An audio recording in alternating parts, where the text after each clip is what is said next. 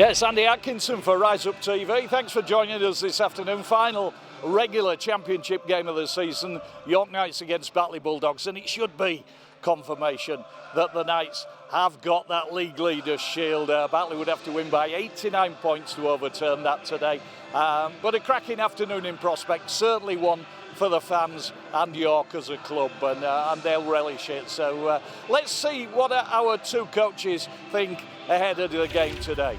Kindly been joined by Mark Applegarth ahead of today's game, York Knights head coach. Mark, it's a strange game today, last game of the championship season, and you can confirm that league leaders shield. What are your thoughts on it as a game today?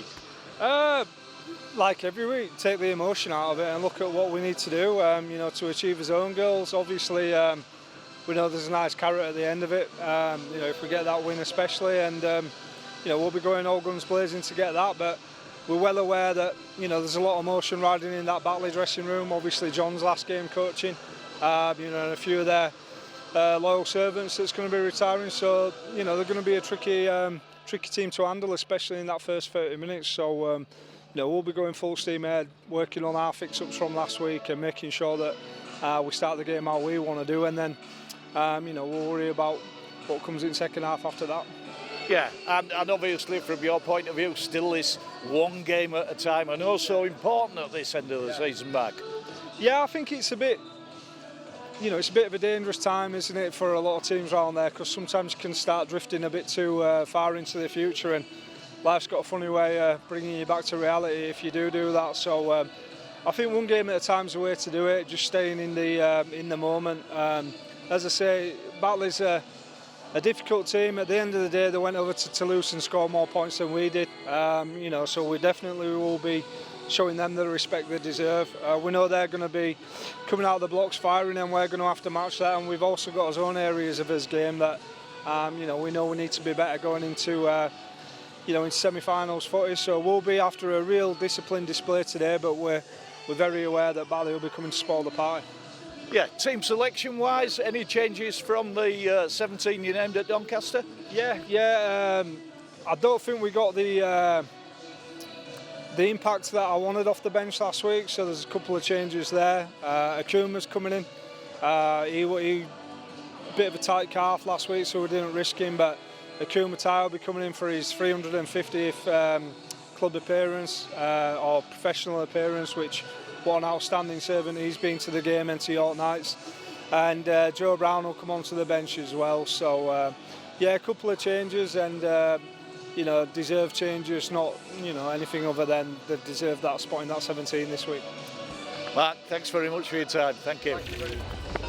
Yeah, we've kindly been joined by John Kear ahead of the game, head coach of Batley Bulldogs. John, your thoughts on today's game, this game against York, last game of the season in the championship? Yeah, well, it's an important game for us because, it's the last time our group will be together. We've got a number of players who are retiring at the end of the year. It's going to be my last game as well, so we just want to sign off with a really good performance. But we know the opposition's absolute quality. I mean, I've been saying this all year, as Sharon Shortlow, who's well known at York, will testify that this York team's the best in the championship, and I think the league ladder doesn't lie. And I'm delighted for the club, but I'm really delighted for a mate of mine, Mark Applegarth, who's really revitalised this club, and they're getting what they deserve. Yeah, and from your point of view, I mean, it's been a cameo appearance. We're back at Batley. Lovely to see, 10 games or so. You've enjoyed your time back at Batley? I really have, yeah, and performance have improved. We've picked up a couple of wins, but we've been unlucky as well in 3 or 4 games. And what I asked the players for were maximum effort, all the time they're out on the field, and I've certainly got that. And that's going to be the non-negotiable today in order to challenge a really good York side. Yeah, was there a little bit of John Kear that fancied to go next year or not? No, I've had enough pre-seasons. I've done more pre-seasons than a lot of people. So pre-seasons have done me, and I'm happy just to sign off with this. I'm still involved in the game. I do a corporate role at Wakefield. I do plenty of media work, so I'll still be involved in and around the game. But for coaching, this is me signing off. Well, all the very best, John. I mean, we enjoy your media stuff. Your insight into the game's wonderful. Have a great afternoon today and all the very best for the future. Thanks for your time. Thank you very much. Very kind of you. Thank you. All ready to go. You can hear the atmosphere building here. The crowd, they're in good voice. The nice Barmy army further up the main stand are making some racket. The big flags out on the field, and we talk about the bond of this York Knights squad this season and how that's carried them through to the position they're in. And the players who are not involved today have just walked across the pitch. And among them is Jack Teenby, who actually transferred out and went to play for Keighley Cougars with about 8 games left in the season. And Jack's back there in all his York Knights kit, and I think it probably speaks volumes for this York Knights 2025 squad. We're going to quickly go through the two teams tonight, showing just the 2 changes on the bench. It is Toa Mata'a for fullback, Ben Jones-Bishop and Scott Galliano on the wings. 44 tries between them, and I think without looking it up that those 44 tries will have come in less than 44 games, so between the two of them, so that's quite remarkable. Kieran Buchanan and Holyfield are in the centres, that formidable partnership of Ata Hingano and the skipper Liam Harris at half-back. And then the starting forwards, Jack Martin and Bailey Antrobus, the 2 Australians, either side of Paul McShane, who's just been a revelation this season since his signing from Castleford. Jesse D and Connor Bailey are in the second row. Geordie Thompson at loose forward. Off the bench, Brendan Santee and Sam Cook. Joe Brown returns, takes the place effectively of Connor Fitzsimmons, and wonderful to see Akumatai named on the bench. His 350th career appearance today will be from the bench. He takes the place of Mitch Clark. Will Dagger is the 18th man.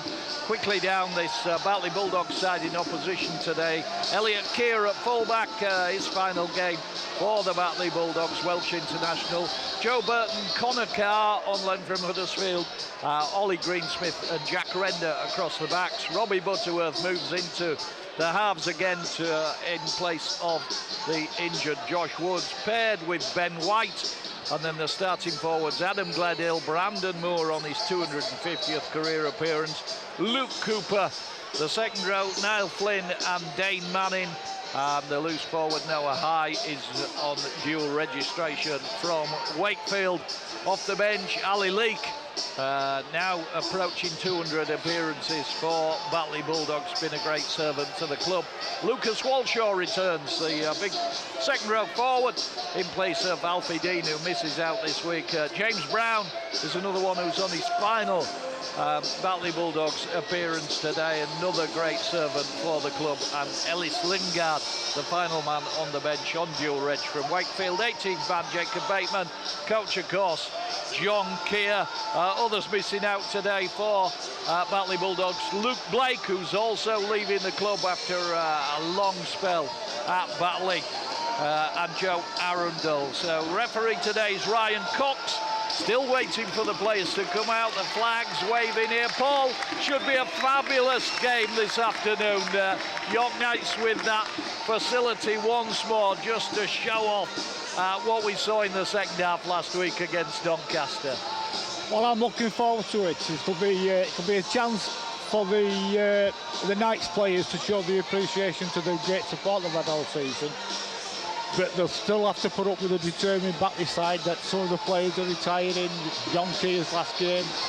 They won't want to be thrashed this today. Yeah, and Batley, as ever, they always bring a good pack, don't they? And that first 20 minutes today going to be vital.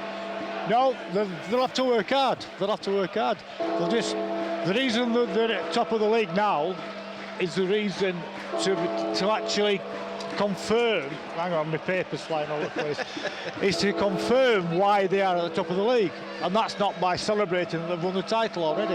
Yeah, I mean, what we've seen with this York Knights team all season is that they work their way into the game. They set a platform, and then from there they're able to just... I can't hear you, it's too loud. We'll leave that then, Baldy. PA, here comes Akuma Tai for his 350th career appearance in the 17th shirt, leading the Knights out with his little baby, his wife alongside, and his other two children. What a fabulous, fabulous moment for the big man, formerly with New Zealand Warriors, Huddersfield and Newcastle. And the Knights players following him out there, Batley Bulldogs as well. They've got their part to play in today's game. They're playing in a lightish blue kit. And the Knights in the familiar black and amber. We've got a couple of Knights out there as well who are just ushered the teams onto the pitch. Ryan Cox and his team of officials decked out in red shirts today. The PA absolutely deafening this afternoon. There it goes. I can actually hear what I'm saying as the mascots run back to the tunnel. The balloons flying about in the main stand here, coming over our heads from behind us. The Knights are going to defend the south stand end. Some Knights fans in there today. Looks as though it's going to be Batley to kick off. And it is Robbie Butterworth with the ball in his hand at the moment, the former Wakefield player. And we're all ready for what should be an afternoon of celebration. The Knights trying to confirm this top of the table position, which will stand them in such good stead for the playoffs. Here we go. Butterworth puts his foot through the ball, swirls down towards Ate Hingano and Bailey Antrobus, and straight away, if the thought looked going to be easy, it's not. Appeal for a high tackle there, and yeah, there was certainly some intensity in that Batley line coming forward, Paul McDermott. Yes, they're going to make them suffer today for this first 20 minutes, I think. Yeah, Jack Martin been in great form for the Knights since he came in. Fabulous player. Ball back to Liam Harris, kicks from his 30. Angled kick, finds space. And there's a big chase here, and Holyfield hounded after this ball. Fabulous chase by the York Knights. And they bring Jack Render down on his own 10. That was a good kick and an even better chase, Paul McDermott. It's a terrific kick, but there was determination from the rest of the players to follow it, not just one or two players. Yeah, Holyfield looked as though he'd been shot out of a catapult after that ball, didn't he? Running downhill. Absolutely. Yeah, there's no slope here at the LNER, that's at Batley. Dane Manning trying to make some meterage for this Batley Bulldogs side. Brandon Moore, 250 career appearances, goes to big Adam Gledhill, and he's cut down in fairly short order.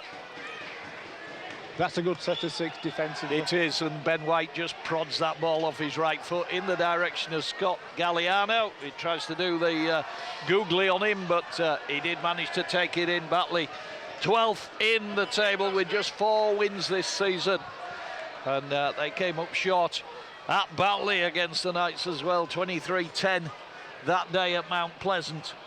Paul McShane, the Knights just in Batley territory, come forward on the left side through Jesse D. Hat-trick last week. I joked with him after the game that the 3 easiest tries he's probably ever scored in his career. One of them, Ate Hingano, actually got over the try line and just threw the ball to him rather than touching it down. Here's Liam Harris, right side the attack. Nice line from the former Batley Bulldog player, Kieran Buchanan. But Dane Manning managed to get him. And then Jack Martin straight up the middle.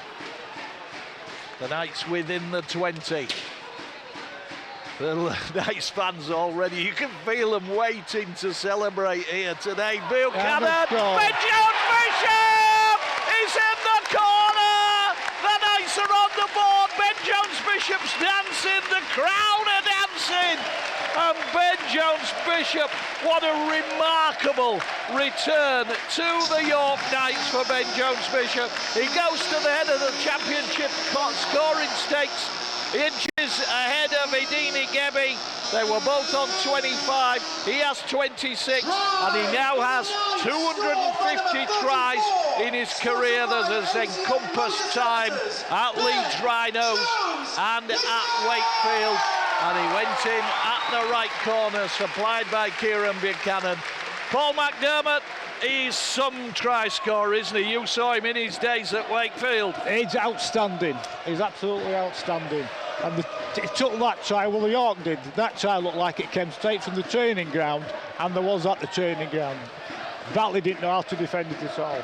Yeah, ball shipped onto the right side of the attack by Liam Harris.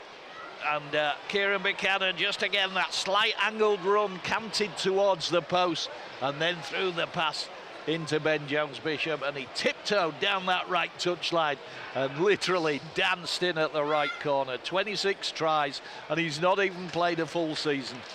Signed from Sheffield after around about 10 games. Remarkable, remarkable return. Liam Harris from the whitewash. Ryan Cox just signalling to his two touch judges there behind the post, awaiting this kick flying their way. It does fly their way. It flies straight as an arrow and through the post.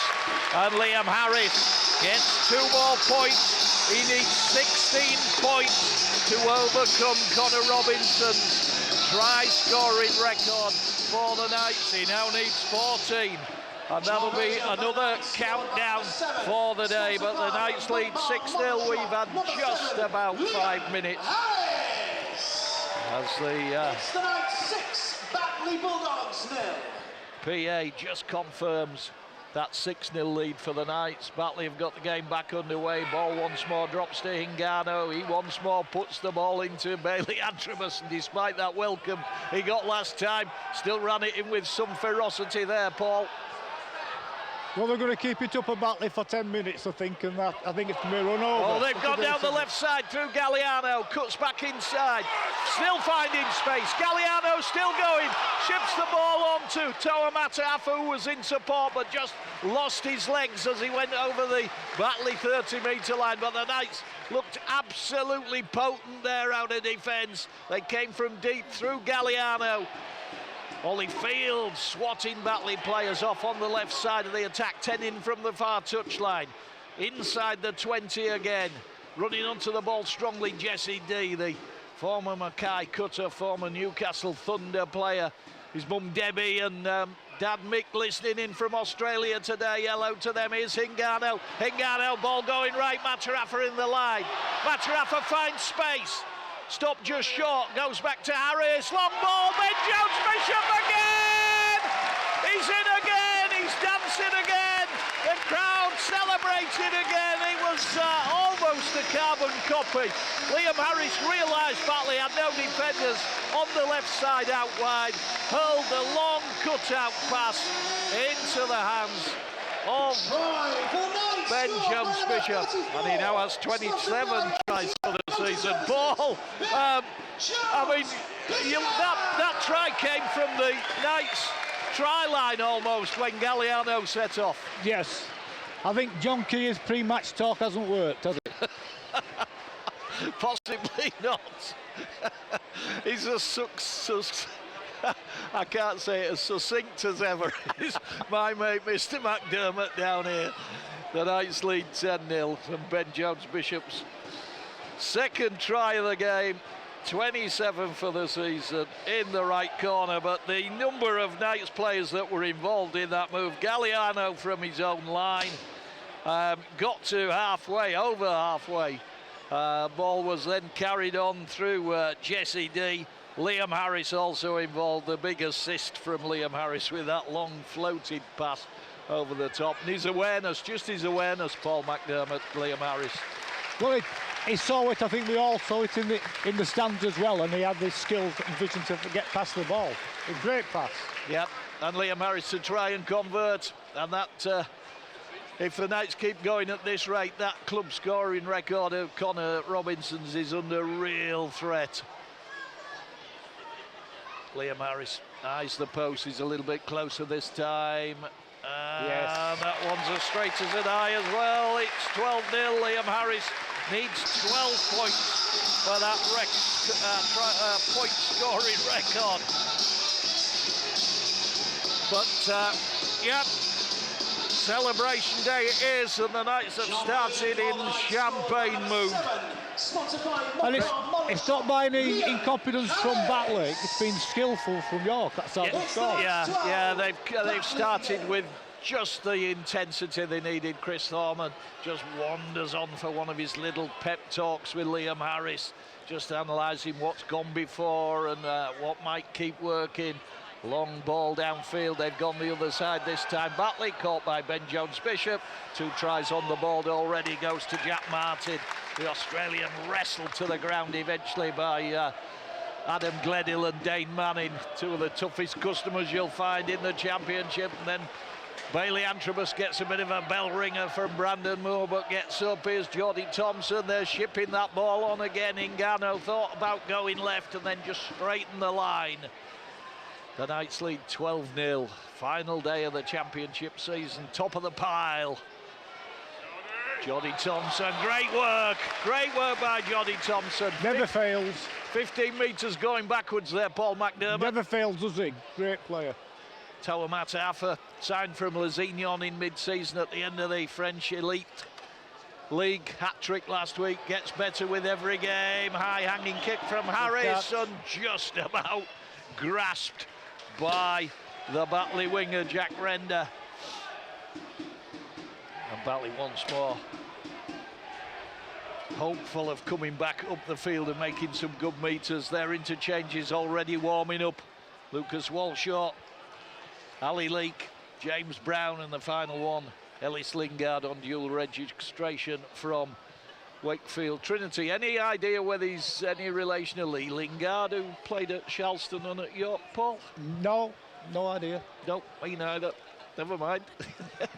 Kick through from Ben White from Batley towards Toa Matarafa. Bounces once, twice. Matarafa catches it, 27 from his own line. Good chase from Batley. Enthusiastic chase, Manning and Gledhill. And then Ben Jones-Bishop with a carry towards halfway. The Knights lead 12-0. You're listening to BBC Radio York. We've had 10 pretty intense and powerful minutes from the team at the top of the table. Batley already come up in a staggered line, but a bit tired. Yeah, they are going to tire if they're going to do this amount of defending, Paul. There's no 2 ways about it. Batley, of course, spared the ignominy of finishing in the bottom 4. Oh, Bailey Antrobus almost through a gap, finishing in the bottom 4. With the change of rules, they will just go into the 1 tier. Oh, Jack Martin, that's going to be a try. The ball pinged around between hands. I'm not quite sure what Batley were trying to achieve there. It sort of, Paul McShane had the ball, it went loose. 2 Batley players got their hands on the ball, and all they did was serve the ball up into Jack Martin's hands. Easiest try he'll ever score. And he just had to walk over from about 4 metres out. So the Knights have scored again, but this one absolutely delivered on a plate by Batley defence. And 12 minutes in, the Knights already have 3 tries. Jack Martin, the latest scorer, the former Wynnum Manly Seagulls player, retained for 2026. And just a walkover from 4 metres out after the ball appeared to have been lost by the Knights, but then not recovered by Batley. And referee Ryan Cox was quite happy to let play go on. And once more, kick to come from Liam Harris. Paul's got his abacus ready, just in case we need it. The way I've got the beads. I know how to slide them from left to right. Good man. Plenty of fingers and toes on display. That's what I like to hear. So the kick from the left side this time from Liam Harris. You can hear the racket the fans are making. They're loving this. It's exactly what they expected. And the voice of reason out there, Paul McShane, I'm just watching him and I'm watching his body language. He's saying, calm down, fellas, calm down. Still got a job to do. Liam Harris, 3 out of 3. I talked to Liam after the game last week. He was absolutely beating himself up. He got 7 out of 7 and then missed 2 conversions in a row. And I suggested that he might need some kicking practice this week. He said, I can't do any more than I do. He is now 10 points from Connor Robinson's try scoring record. 3 conversions. John Kear just looking on from the touchline, his side. He talked in interview before the game about the fact that he thought York were head and shoulders above anybody else in the championship from mid-season. And at the moment his side are on the end of that in his final game as a coach. Penalty for the Knights. Bailey Antrobus held down by Brandon Moore. And the Knights fans standing up and singing. It's fabulous to see, isn't it, Paul? You know, fans wait long tracks of time, don't they, to get a successful side, and when it comes along, you've got to enjoy every minute. You've got to savour it. Yeah. Certainly. Yeah. Connor Bailey, James Applegarth was making mention that signing announced during the week of him going to Hull FC, and James asked me to do a little interview on Radio Humberside during the week, and Connor got home from training and his mum had listened to it and asked him to listen back to it, and he said as he was listening to it there were tears coming from his mum's eyes, and that was just wonderful. That makes what we do worthwhile, as well as the Knights go close again. Close to that left-hand post, almost managed to wend their way in. I think it may have been, is it on the power play? No, tackled over the line at Ngannou. He just strikes terror into defences, does at Ngannou, as he comes forward. Batley managed to keep him out. Here's McShane, they've gone right to Harris, drop-off ball to the aforementioned Connor Bailey, brought down just short. Just to the right of the post, ball swept to Harris, Ben Jones-Bishop, hat-trick! It's in again, and he has had, it's a hat-trick in 15 minutes. Supplied once again by Liam Harris. The Knights have their 4th try of the game, it's 22 points to 0. Try for the Knights, and it's a hat-trick try for number 34. They're just completely blowing Batley out of the water, Paul. 15 minutes, 22-0 ahead.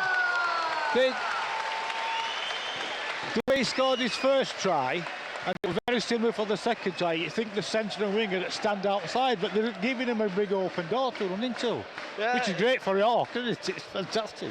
Absolutely, just wandered in out in the right corner, and Ben Jones-Bishop now has 28 tries for the season.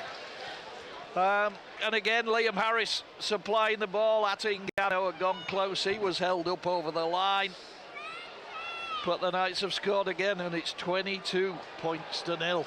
Does John Crosley still hold the record at 35 tries for the season? I'm not sure, Paul. I honestly don't know. I mean, John Crosley wasn't a goal kicker, was he? So, not sure on that one. And they would be 3-point tries, wouldn't they? I'm not that old. I think they might have been, yes. I think they were 3-point tries in your day, Paul. Come on. 2 points for the drop goal. Yeah. So Johnny Crossley could only manage 105 points if he scored 35.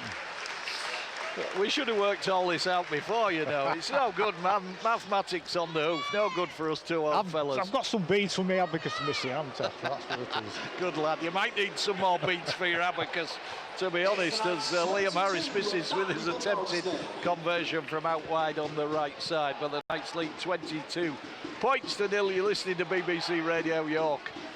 Final game of the championship season, or regular season, for the Knights. The playoffs coming up in a fortnight, with the Knights having home advantage. And that 89-point swing that Toulouse needed has now become 111-point swing needed.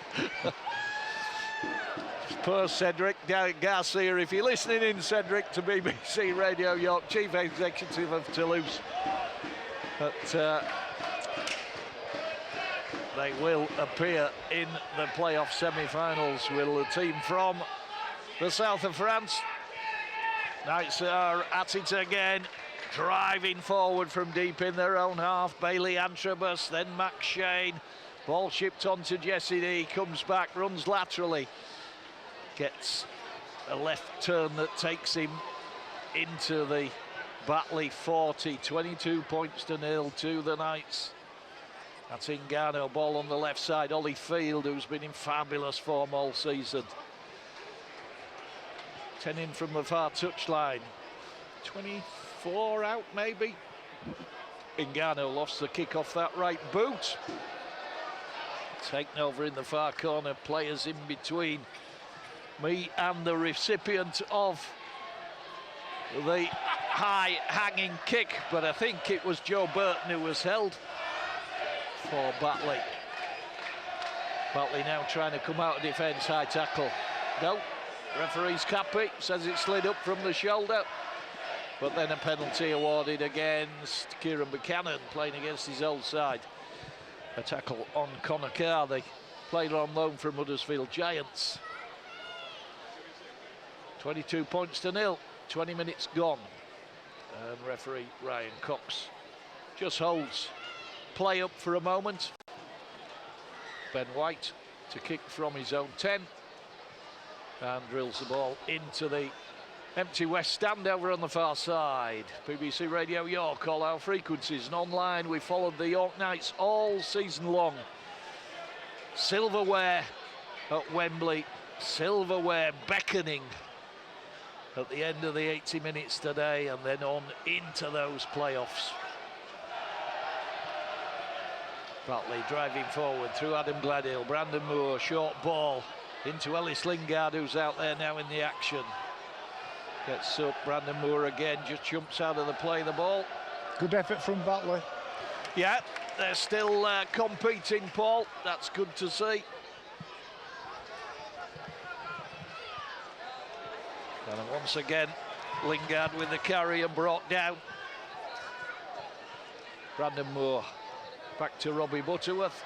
High hanging kick that Ben Jones-Bishop comes to meet, takes the ball, takes 3 Batley Bulldogs tacklers on his own 30. Liam Harris wants a quick play, the ball appeals as such. And Kieran Buchanan works his side onto the 40-metre line, and Brendan Santi now out there for the Knights, the Italian international, former Australian schoolboys captain. And Jack Martin. Tidy stuff, still building, Paul, this York side. Still building into the game with a 22-0 lead. Yeah, they're not trying to play off the cuff all the time, they've a pattern. Jordy Thompson probing, trying to find the gap up the middle.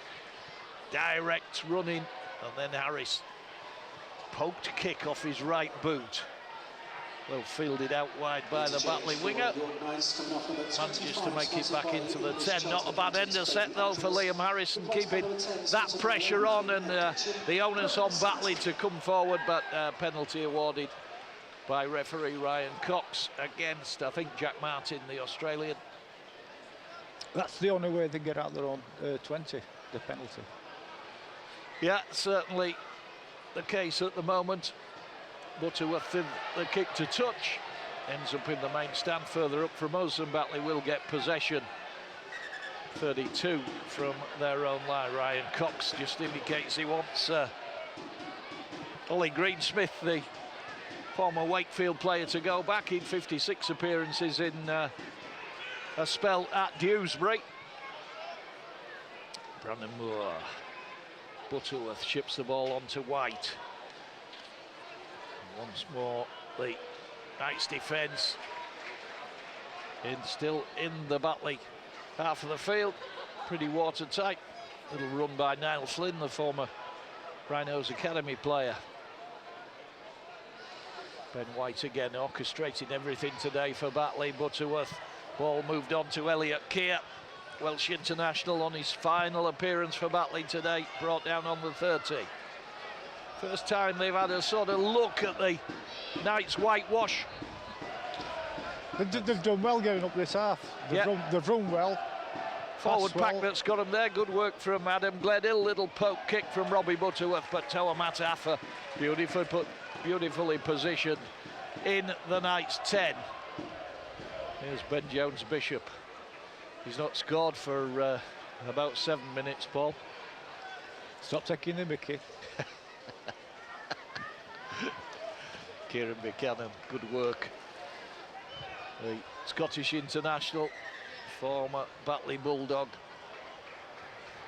Referee Ryan Cox just wants they play the ball again. McShane into Thompson. Thompson, great step by Geordie Thompson that took him past Adam Gledhill, but the Batley defence caught up with him in short order. Then McShane, deep probing kick, splits the defenders back there. Elliot Kear and Joe Burton. It was Joe Burton eventually who picked the ball up, the former Hunslet player. Somebody burst a balloon in front of us. Not much sign at the moment of the York Knights balloon bursting today. Ollie Greensmith again trying to make ground. 22 points to 0 to the York Knights in their final regular championship game of the season, and to think that they lost the first 3 games of the season against Oldham, Halifax and Toulouse. Paul, they're starting to get a little bit of a footing into the game, the Bulldogs. They are, but they're not doing anything. They're keeping hold of the ball, but they're not creating any space or any gaps. Yeah, another balloon just sails past us on the wind as Ben White prodded that ball into touch deep in the Knights half. Jack Martin comes off, and that fabulous round of applause is for Akumatai. Batley in possession at the moment. It must have just trying to work out whether it was a 40-20 that Ben White put in there, because it's certainly Batley that have regained possession. Ellis Lingard driving hard for the line. He always gives it a go, does Lingard. Yep. Moore to Gledhill. Gledhill trying to step past Knights defenders close to the try line, can't do so. No tries, that's what we'll be saying. Brandon Moore to Butterworth. Butterworth short ball, and Dane Manning's going to score for Batley. Dane Manning, the ever combative Dane Manning, gets over for the try, and Batley get on the board. We have had 26 minutes, and it's Dane Manning that sneaks over. I said Batley had built into the game, Paul, and they have, and they've got points on the board, and credit to them for doing so. Yeah, they've proved me wrong, because 2 seconds ago I said they weren't creating anything, didn't they? But they did well there. York were at fault there. They went to sleep on the line. Yeah, I don't think Mark Applegarth would be too impressed with the defending there. It was Robbie Butterworth that delivered the ball into Dane Manning for him to stretch out and get the ball down. And the kick to come from Butterworth. But some good work by Adam Gledhill that got Batley close. The former Wakefield and Gold Coast Titans prop forward. Started his career at Siddle in the community game. Yes, Butterworth, the attempted conversion, that's through, and it's 22 points to 6 in favour of the Knights. Knights 22, Batley Bulldogs 6. And the Knights having to restart. And Liam Harris strides up to the ball. 22-6. 3 tries for Ben Jones-Bishop. And a try for Jack Martin. And in response, that try for Dane Manning for Batley Bulldogs. Liam Harris. Ball that fielded by Joe Burton deep in the Batley Bulldogs half. We've got some lights on here now in the stadium. As Batley once more try and make ground forward. And that's an attempted offload that's been taken by Brendan Samty, but the referee has deemed there's a knock-on. Who's the knock-on given against here, Paul? I haven't got a clue. That interpretation of referee signals. I think it might be Batley that have knocked on, but It certainly looked that way. yeah, Yes, yeah, it did. Yeah. Yeah, Ryan Cox just confirming that it is Knight's ball, just inside the 20. Very, very central. Batley having just scored, but the Knights looking to increase the lead. Little ball inside from Harris to Mataaffa. Mataaffa eventually levered to the ground, 15 out, just to the right of the post. McShane to Thompson. Thompson to Kumatai, looking for a try on what may be his final appearance. He's still rumbling that ball towards the try line, but he's held about 4 out. McShane, Hingano, Harris ball going right again. Kieran Buchanan just backing himself to try and get over, but he's brought down 3 metres short, 10 metres in from the near touchline. Harris, dummies, keeps going, puts the kick in, read by Jesse D. Jesse D's gonna score. Touch judges happy, referees happy, we're all happy.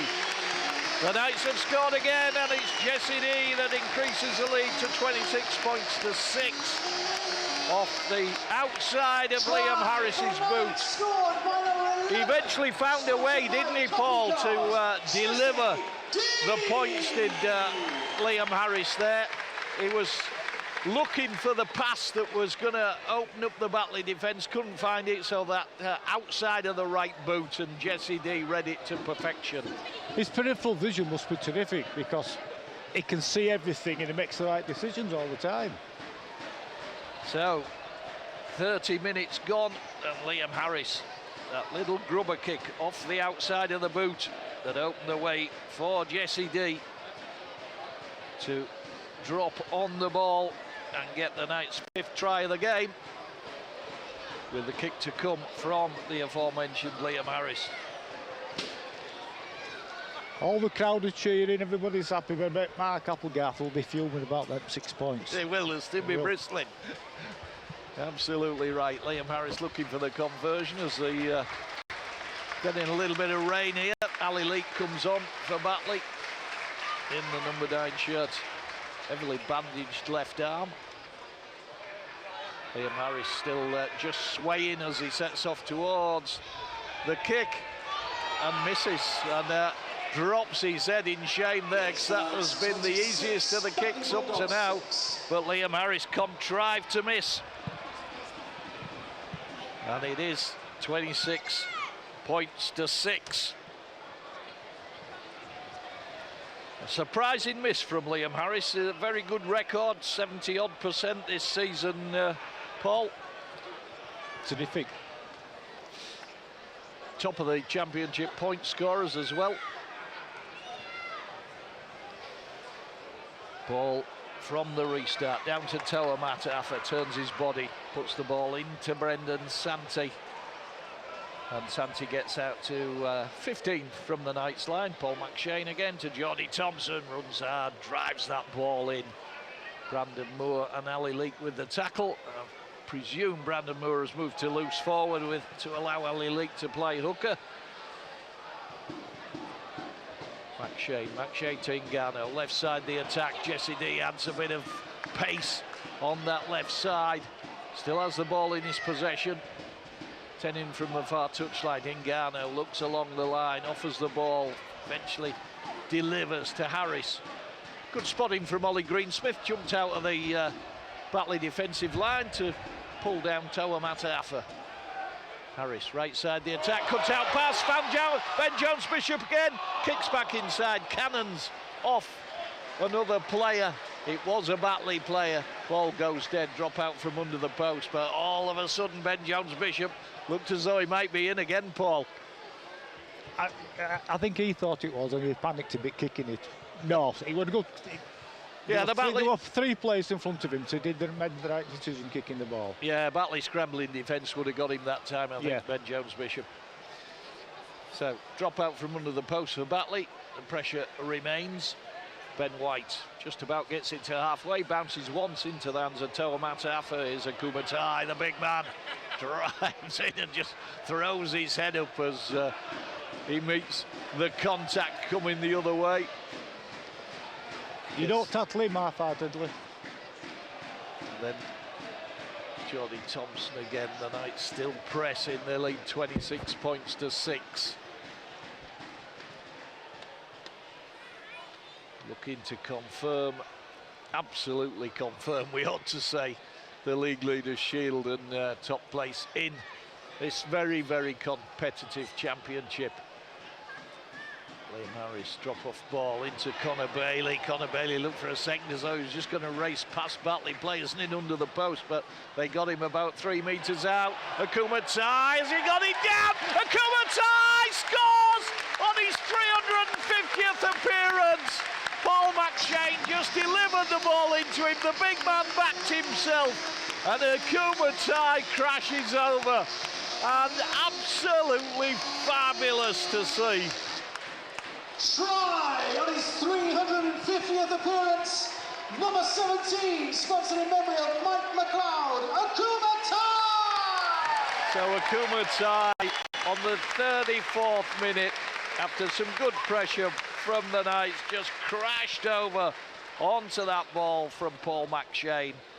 And well, he set the tone with that terrific drive from halfway, didn't he? He did, then yeah. He scored on the last tackle. Yeah, from the drop out under the post. Yeah, yes. It was Akuma Tai that drove the ball back up, 2 carries in the set, and then went over for the try.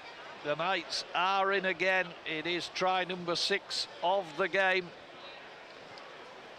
With the kick to come from, it's still Liam Harris. It's almost the same spot that he missed his first one after 3 successful conversions. Don't jinx him. I won't, I'll try not to. So Liam Harris, high in the post. 30 points to 6, the Knights lead. He's got this one, that's putted. That's the one. And it is 32 points to 6. After Akuma Tai crashing over to the left of the post for a try on his reappearance in this night's side. Sponsored by Monk Bar Model Shop, number 7, Liam Harris. It's the Knights 32, Batley Bulldogs. Little conversation between Mark Applegarth and Liam Harris. What do you think that might have been about, Mark? Paul, sorry. I missed it, I don't know. Just don't let him score again.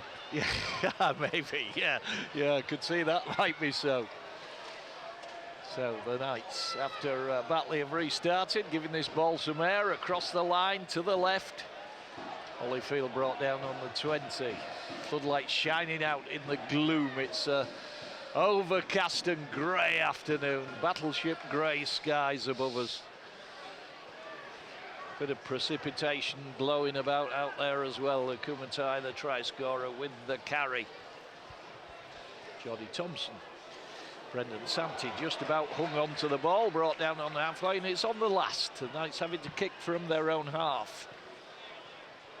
Ball goes to Harris. Gives it a lump. Just exhorting a decent chase from his team. Well taken by Elliot Kear, the Welsh international. It's been another good servant to the game. Remember him playing for Crusaders when they were an item. A long time ago. Yeah, and obviously time at both Bradford and London Broncos, Elliot Kear. Dane Manning. It'd be a good side if you had a team full of Dane Mannings, wouldn't it, Paul? He never takes a backward step, does he? He's all edges, isn't he? Look at him. Yep. Socks round his ankles. Just looks as though he's been pulled through edge backwards, but such a good player. He's got the Batley try today. Elliot Kear just testing out the right side of the Knights' defence. Manning goes to play the ball in the 11 shirt. Robbie Butterworth pokes a little kick through. And Toa Matafa's going to have to play that, and they're going to have to try and get back into the field of play, which he does, and it was Paul McDermott absolutely right. Robbie Butterworth instigating the chase off his own kick. Good work by Ben Jones-Bishop, just rolled through the tackle, gets the penalty as Dane Manning gives him a little bit of a facial, and Dane Manning berates himself more than once. He's still berating himself. So, just plays with his heart on his sleeve. He took an 8-match ban earlier in the season, did Dane Manning, for an incident in the game against Bradford where he wasn't completely the instigator, but great work from Dane Manning, and now a real interchange between him and Kieran Buchanan, former teammates. There was no love lost there. Kieran Buchanan, it was Dane Manning's mistake, and he made the tackle, and he was the player that was integral in dumping Kieran Buchanan into touch. That's and then a competitor he is. There was a real interchange. They were really face to face when they were on the ground, weren't they, Paul? There's no hiding place in this game. None at all. So, Batley get the ball back. Kieran Buchanan suffers the ignominy of having been dumped into touch by his old teammate.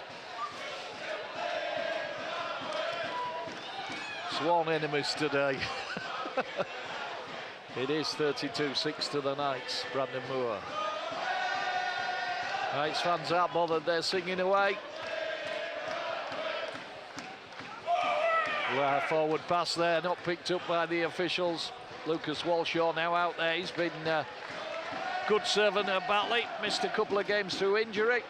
Gets back to his feet. Ali Leake to James Brown. Back to the aforementioned Lucas Walshaw. And Batley creep a bit closer. And they may be 32-6 down in the first half, but they've certainly not given this up as Ben White probes the Knights try-line defence to the right of the post. Ali Leake, short ball as Walshaw tries to cross over, held up, good work by the Knights, got underneath him. There was a second effort from Lucas Walshaw, Hingano and Scott Galliano, I think the two that were underneath. Back to the 10, here come Batley again through Brown. And they've driven back right under the sticks. Knights right back on their try line. Ali Leake comes deep to Ben White. Ben White to Robbie Butterworth. Former Huddersfield player trying to shuffle his way through on the left side. Can't do so, stopped just short. Knights with some more defending to do. Ali Leake to Ben White. Oh, good ball. And then the ball lost, I think, by Jack Render, I think it was. No, it was Elliot Kear that lost the ball. Tried to fashion a pass out of the tackle, wasn't able to do so, and the Knights repel that Batley Bulldogs attack, but there's still a danger, Paul. They are, but Ben Jones-Bishop's read that well. Yeah, good work in defence by the man who already has a hat-trick to his name today.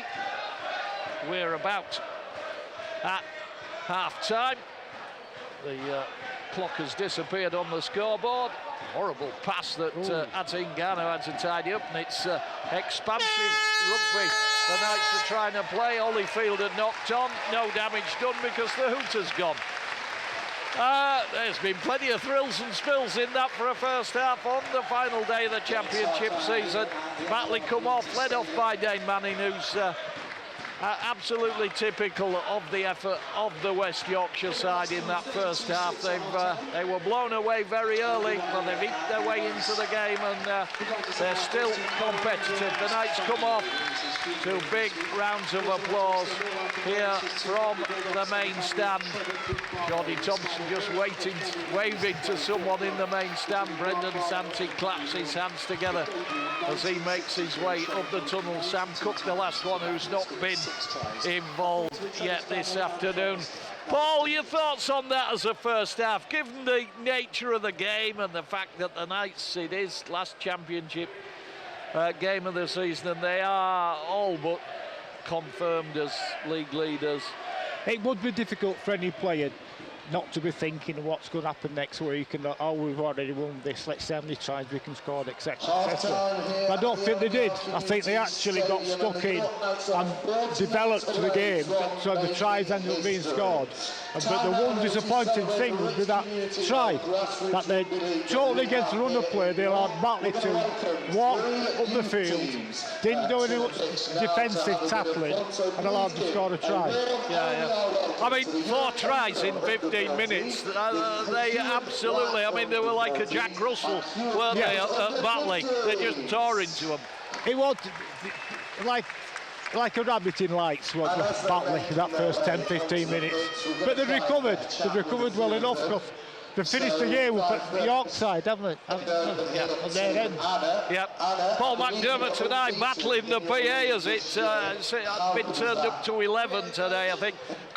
Very quickly through the tries. On 4 minutes, ball shipped by Liam Harris into Kieran Buchanan and on to Ben Jones-Bishop. Ben Jones-Bishop went in at the right corner for the first try, and Liam Harris converted. That was 6-0. 7 minutes, Ben Jones-Bishop in again on the right, and that try started from the Knights try line. It was Scott Galliano who went downfield, got him into the Batley half of the field. Jesse D involved, Liam Harris delivering the pass. That was 12 points to 0 when Liam Harris converted. On 12 minutes, there was a strange incident where Paul McShane seemed to lose the ball. Batley tried to recover it and lost the ball as well. Not altogether sure what happened, but Jack Martin just walked in from 4 metres out for the third try. Liam Harris converted again. On 15 minutes, Ben Jones-Bishop got his hat-trick and his 28th try of the season in the right corner after Atingano had been held up once more. Liam Harris with the assist. Batley on 26 minutes got their try. Well-deserved Dane Manning for his effort after some good work by Adam Gledhill and Robbie Butterworth. Butterworth converted, that was 22 points to 6, but the Knights have struck twice more since then. It was a Liam Harris grubber kick. He was denied a route through just off the outside of his right boot. Jesse D was on hand to touch the ball down. And then on 34 minutes, great moment on his 350th career appearance. Big Akumatai crashed over, ball supplied by Paul McShane. 2 carries in the set for Akumatai, and he went into the left of the post, and Liam Harris added on the conversion. 32 points to 6 at half-time. We'll see what comes in the second half. I'll hand you back to James Applegarth. Well, breathless stuff here at the LNER. Rugby league players and supporters have been dreaming of an opportunity like this. He does a bit of a bogey. Intercepted by Meninga. Look away. What a try! Farmers with the step. Turbo is away. Tom Trebojevic.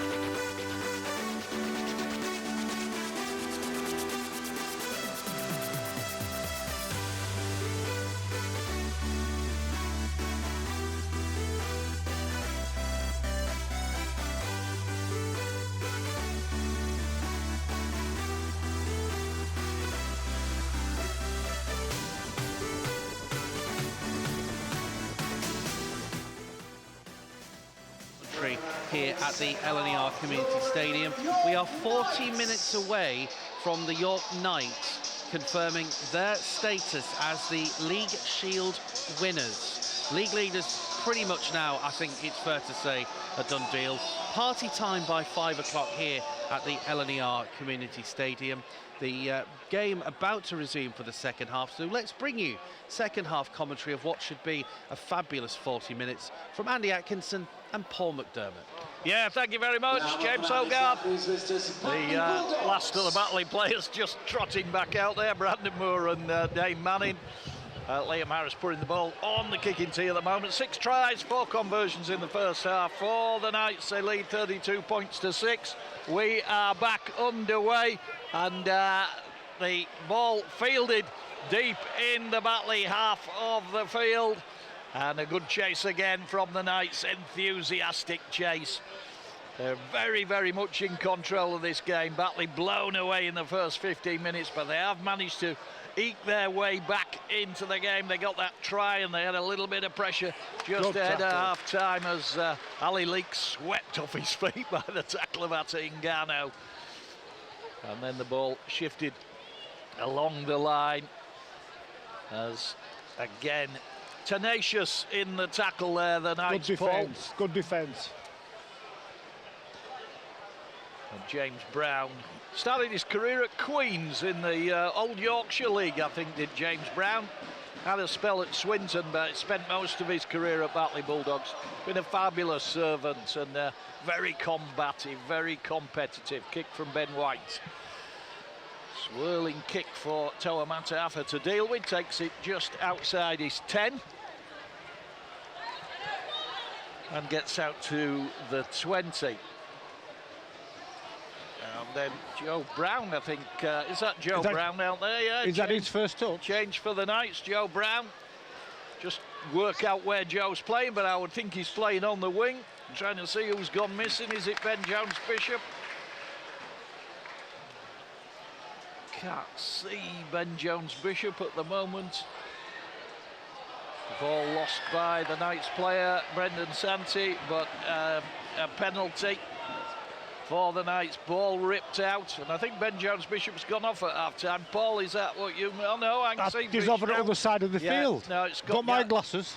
Scott Galliano that's come off. And just sat alongside me, Trevor Clark, Mitch's dad, who... fabulous doctor, Trevor Clark. He's just underlined it for me. So just thanking us for all the shout-outs during the year, and cracking player in his time, of course, at hooker at Bradford when they were in the Super League days. And just wonderful to see him. I can't talk to him directly, obviously, because we're on there describing the action, but yeah, lovely atmosphere down here at the LNER today, and it is going to be a Knights scrum in deep in Batley territory as the rain starts to fall. Ball out, McShane, Engano left of the post and driving for the line, set off at pace at Engano. Batley just about managed to reel him in. Then the ball goes to ground. Here's a Kumatai again with a chance, close to the line, still going, battling forward, great offload, Matafa! The Knights are in again, and a great bit of work. That was Toa Matafa off the back of Kumatai's playmaker, wasn't it, Paul McDermott? Ball handler runner, that's what he is. So we've had 4 minutes of the second half. The Knights are on the board again. They increase that lead to 36 points to 6. 36, sponsored by York Van Centre, Toa Matafa. And it was Toa Matafa. It was Hingano who went close initially, and then that ball was sort of recycled, you'd have to say, by Akumatai. He had a probe at the line, but then realised that if he got the offload in, there was support from Toa Matafa. And it was Matafa, the former Lesignon player, who went in for the Knights. 7th try of the game, with the kick to come from Liam Harris. And he's about possibly 15 in from the far touchline. And the Knights have started the second half as they started the first, Paul McDermott. They have, and I would have expected them to do so. I think Mark Applegarth would have said, look, keep concentrating, keep concentrating. Yeah. Yeah, absolutely so. We're concentrating on BBC Radio York, all our frequencies and online, following the Knights. A week off next week, and then the playoff semi-final.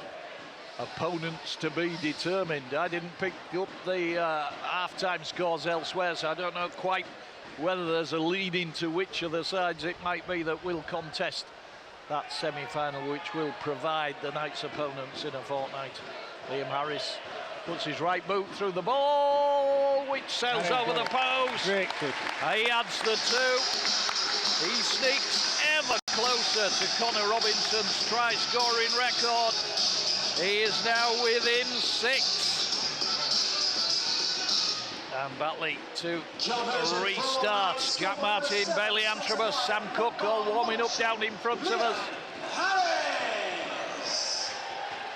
It's the Knights 38, Batley Bulldogs 6. Robbie Butterworth restarts for Batley. The rain falling now out there here at the LNER, but it's not going to damp the enthusiasm of the Knights fans.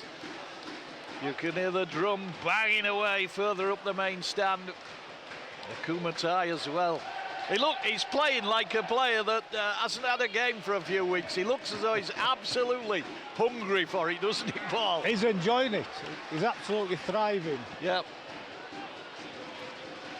And Paul McShane to Harris, Harris to Bailey. Knights approaching halfway again, this Batley side working overtime to try and stem the tide. Don't forget, if you want to get in touch today, you can text us. Start your message with the word York, 81333. Tweet us at BBC York Sport or on the WhatsApp, 08000 321 333. Again, you have to start your message with the word York. Paul McShane puts a grubber kick in. Oh, and then an absolute disaster almost for Joe Burton. He put his instep against the ball. It bobbled away from him. He went to pick it up. He did pick it up, and then his feet slid from under him. He was in danger of being pushed back over his own try line. Just about managed to survive. Jack Render from the other wing scored the promotion try that got Hunslet into the championship for this season, and then moved on at the end of the season, did Jack Render, and signed for Batley, but something of a hero down at Hunslet. And then Ollie Greensmith. Good work by Ollie Greensmith. He's run that ball in strong today. All the game. Yeah, former Wakefield player. Also had a spell with Dewsbury, a couple of seasons with Dewsbury. Long kick through. Joe Brown, who's replaced Scotland Galliano at half-time, and obviously we'll find out whether that's an injury. Geordie Thompson comes off for the Knights. To a fabulous round of applause, and I suspect that that's just Geordie Thompson being allowed to have a breather. Sam Cook's gone out there. There'll be a little bit of a rejig. McShane possibly still at hooker, Sam Cook at loose. Interchange for your Knights, making way number 13. Sam Cook with his carry gets the Knights onto the halfway whitewash. Sponsored by Shop Affair, Sam Cook. And we haven't got our other microphone today, so I can't even chat to Trevor while the game's going on, which is a shame. But he's still sat at the side of me, and little comments at the side of me into the game and what he's watching, and said he's really enjoyed the Knights season. High hanging kick from Liam Harris. Ball drops towards Jack Render, just backpedaled and took the ball in his 10. Gets back out to 15 from his own line. It is 38 points to 6 to the Knights. 7 tries in the bag. And a knock on, correctly called by Paul McDermott. And Batley committing the cardinal sin of knocking on in their own 20. Good pressure from the Knights that caused that as well, Paul. It was. Slippery conditions, that's not helping, is it? It always amazes me how this ball, it's got all these contact bobbles on it. He shouldn't be able to drop it. And they're dropping the ball, but nowadays it was like an egg. And it rained like this. So, scrum down, York ball. They've gone right, they've gone to Harris. Here comes Ben Jones-Bishop. Hat-trick in 15 minutes today. Gets onto the 10. Ali Leake managed to tackle him. Cook to Ty. Akuma Ty going for the try line. He's got 3-4 Batley players hanging off him, and they just do manage to stop him. 10 in from the near touchline. Paul McShane stood over the ball. Shot side, McShane! Oh. And Joe Brown dropped the ball, delivered by Jesse D. I would have put all the tea in China on the fact that Paul McShane would go short side there. Nearly came off Paul McDermott. It was so close. Yeah, just got a message that Scott Galliano was holding his groin in the first half, which went by me, and that'll be a blow. He's got a fortnight to get over that, but Mark Applegarth won't want to lose the former Sunshine Coast Falcon, because he's been in tremendous form. He's right up there in the championship top scorers as well. 19, Scott Galliano. There are seasons where 19 would have put you at the top of the pile, not this season, not the way Ben Jones-Bishop's going. 28 for Ben Jones-Bishop. Joe Brown's not a bad substitute for him. No, Joe Brown has been denied some rugby league, but I mean, Joe Brown, tremendous, had a tremendous early part of the season and then lost his place when Toa Matafa came in. Batley back in possession. James Brown. Paul McShane's taken the ball off him. So that's a penalty because there were at least 2 other players in at the tackle. The danger is this game could get scrappy now. James Brown. Feels good after that one, Paul, you know. It's not saying anything in my pal down there. What that? Said James Brown, he felt good after that penalty. All right. Here's Ben White. Ben White to Butterworth. Short ball delivered into Niall Flynn.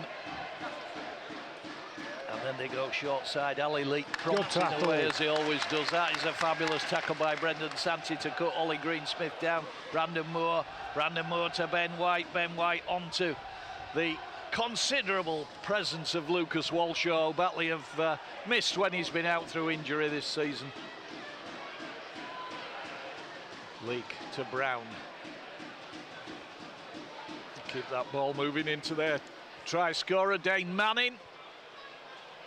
13 minutes of the second half gone, 38 points to 6, the Knights lead on Celebration Day. Good pickle. Fabulous bit of work by Paul McShane. Grubber kick that he gobbled up like, I don't know, crocodile with a something. I'll think about something that fits in a minute. Ollie Field just juggling the ball. A baseball glove. And Joe Brown working hard to get the Knights out of their own half. Jack Martin's back out in the action, and he swats off Dane Manning. Dane Manning won't like that very much. Ben White got the tackling eventually. McShane to Harris. Harris with the kick, keeps the kick low. Got a bit of a wipe round the face from Ellis Lingard. Turns and tells the Batley player exactly what he thought of that. Here's Elliot Kear playing at full-back for Batley today, with Robbie Butterworth moving to the halves. Batley look as if they've upped their game this second half. Yeah, they're working hard. They're certainly not giving it up, and that's what you would expect from a John Kear side, Paul. Yes, exactly. It was lovely to talk to John ahead of the game. I asked him whether he'd fancied staying over and doing 2026 with Batley, and he said, no, I've had enough pre-seasons, I can't stand any more of them. Which was a lovely comment, and a lovely fella, and he's still not lost to the game. He has a consultancy role down at Wakefield, and obviously his media commitments as well, and he's always good value, good to listen to, talks real sense. Little kick from Ben White, skips off a Knights player, drops back into the hands of Connor Carr, the centre on loan from Huddersfield, but referee Ryan Cox has held play up, and he's just explaining to James Brown. He's had a good game, the referee, today. He's a very, very good referee, Paul. This young crop of referees that the RFL have brought through have been tremendous. Matty Lynn got his first game in Super League, I think it was last weekend, and they are a fabulous bunch. Very, very few poor performances from them. I do think we're very lucky with the refereeing in the Championship at the moment. Good tackle from Sam Cook, just drops down the Batley player and manages to arrest his progress by grabbing his ankles. Dane Manning again just takes that big step forward, then drives the rest of his body into the tackle. James Brown, short ball. Good tackle. Lingard gets cut off by another bell ringer, Jesse D this time with the tackle, but it is a set restart, and Batley with 6 more tackles in the bag as Elliot Kear tries to find a way through, manages to get the offload back to Ali Lee. He tries to go through a gap that closes on him. But they are right in front of the sticks. Batley hunting their second try of the game. They trail 38 points to 6. Dane Manning again trying to battle over. Is he going to get that ball down? Yeah, referee's happy. Dane Manning scored again. 2 tries for the former Featherstone and Halifax player. Try for Batley scored by and it is Dane Manning. 38 points to 10 with 56 minutes gone, and again it was just Dane Manning, that nuggety second row forward on the left side of the attack, took the short ball and just backed himself to drive through the Knights defence, the 2 defenders close to the line. Batley get a second try as John Kear looks on, his hands jammed in his pockets. Bailey Antrobus about to come back into the action for the Knights. His coach Mark Applegarth just has a little word with him. Bailey in the 25 shirt recovered finally from those 2 ACL injuries.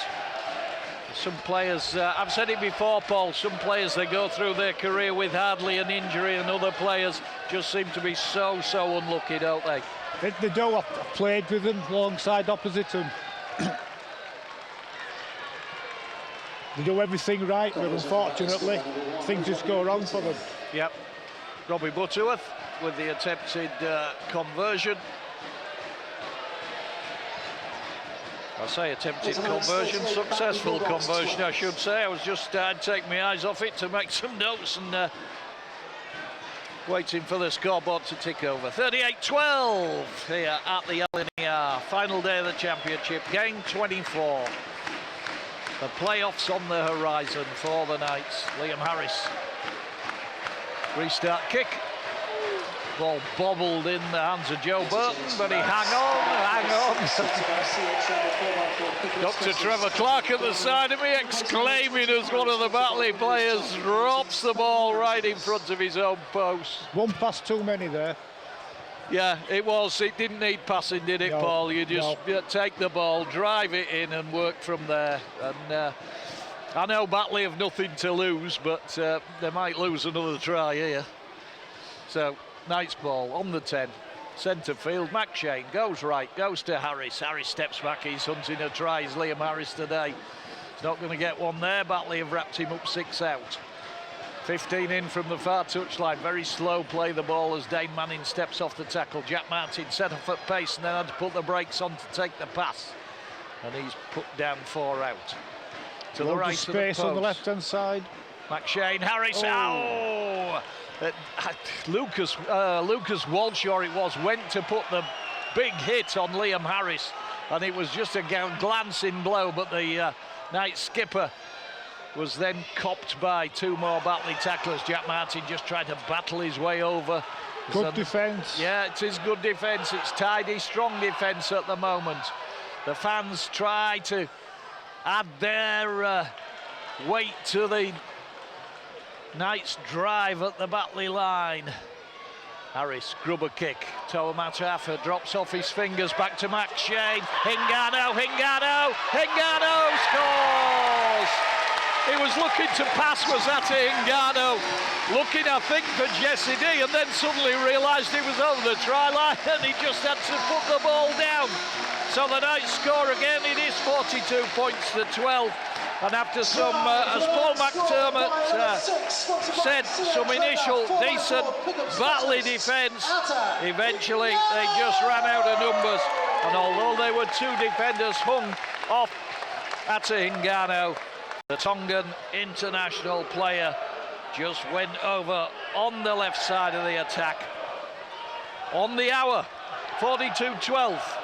Paul, he's a real threat, constantly, isn't he? You look at him and it looks as if he's not concentrating, but he is. He's walking around, he's assessing everything. Something went wrong there. The ball got kicked, it didn't land, didn't go as planned, and he just picked it up. He looked to pass the ball as well to get rid of the ball and saw the line himself and scored. Yep. That left side Knights attack that was so potent last week against Doncaster has come up with the goods again. It is 42-12, the Knights' 30-point lead. We'll try, if we can, and get an update from those 2 other important games in the championship today, Bradford Featherstone and Doncaster Halifax, because obviously they do have a bearing on who the Knights' opponents might be in a fortnight's time. Liam Harris lining the kick up. He is 6 points from Connor Robinson's season record. He's 15 in from the near touchline. Knights fans really making some racket. Connor Fitzsimmons out there today in a water carrying capacity. It's making me look cold out there in his t-shirt. Liam's pulled it wide of the left-hand post. the kicking tee in the direction of Connor Fitzsimmons, as though it was the kicking tee's fault. And Chris Thorman just in his ear again, just advising, discussing, as the touch judges make their way back to their appointed position for the Batley restart. 18 minutes to go, 42 points to 12. The Knights with the league leaders shield in the bag. Presentation to come after the game. Those games I was talking about elsewhere: Bradford Bulls 2, Featherstone Rovers 8, Doncaster 16, Halifax Panthers 6. Looking like Featherstone or Oldham for the Knights. Oh, Jack Martin makes a bit of an error from the play. The ball went to heel the ball and kicked it forward instead. So it is Batley ball in centre field. 26-27 out from the Knights line. BBC Radio York, myself, Paul McDermott, James Hogarth with us in the studio, sat alongside me. Acting as quite a nice windbreak as well. Is that why I'm at the front in the freezing cold? No, you've got the old posh, bloke. You've got the posh seat. Actually, we discussed it, Paul, and said we looked at the weather forecast and said it's going to pour with rain. Let's put Paul where the rain falls in. I wouldn't do that to my mate. Good man. Here we go. Ball along the line for Batley as Connor Carr's wrestled to the ground. 10 in from the near touchline. Touch judge just leans in and dispenses some advice as Lucas Walshaw tries to drive through a gap. Big upright player, Lucas Walshaw. Imposing figure when he's out there on the field. Ali Leak quickly out to play the ball. They move the ball onto the left side. Good, well done. Robbie Butterworth chipped the ball on, but Kieran Buchanan against his old side was out of that defensive line like a shot. Lingard's limping. Butterworth Limping. again. Oh, Kick no. in. Jesse D's dropped it. Ben White scored. Big error from Jesse D. Tried to collect the ball going back towards his own line. Oh, been chalked off. Offside. So the Knights get away with one. And Jesse D gets away with one. But the touch judge deciding that the Batley chase was offside. And Ben White's try, so-called try in inverted commas, chalked off. So here come the Knights through Holyfield. Relentless. What a season that young man has had. He must be a candidate for Young Player of the Season in the Rugby League Awards for the Championship. Got to be. It's an injustice if he's not one of those shortlisted. Jesse D. Falling to Ngannou, slightly delivered behind him, tries to go past Walshaw. Walshaw reels him in. And you can hear what the Knights fans say. They're having a party as Jack Martin drops the ball. Like a bar of soap, that coming out of his hands, Paul. Don't get me onto it again. All those little bubbles.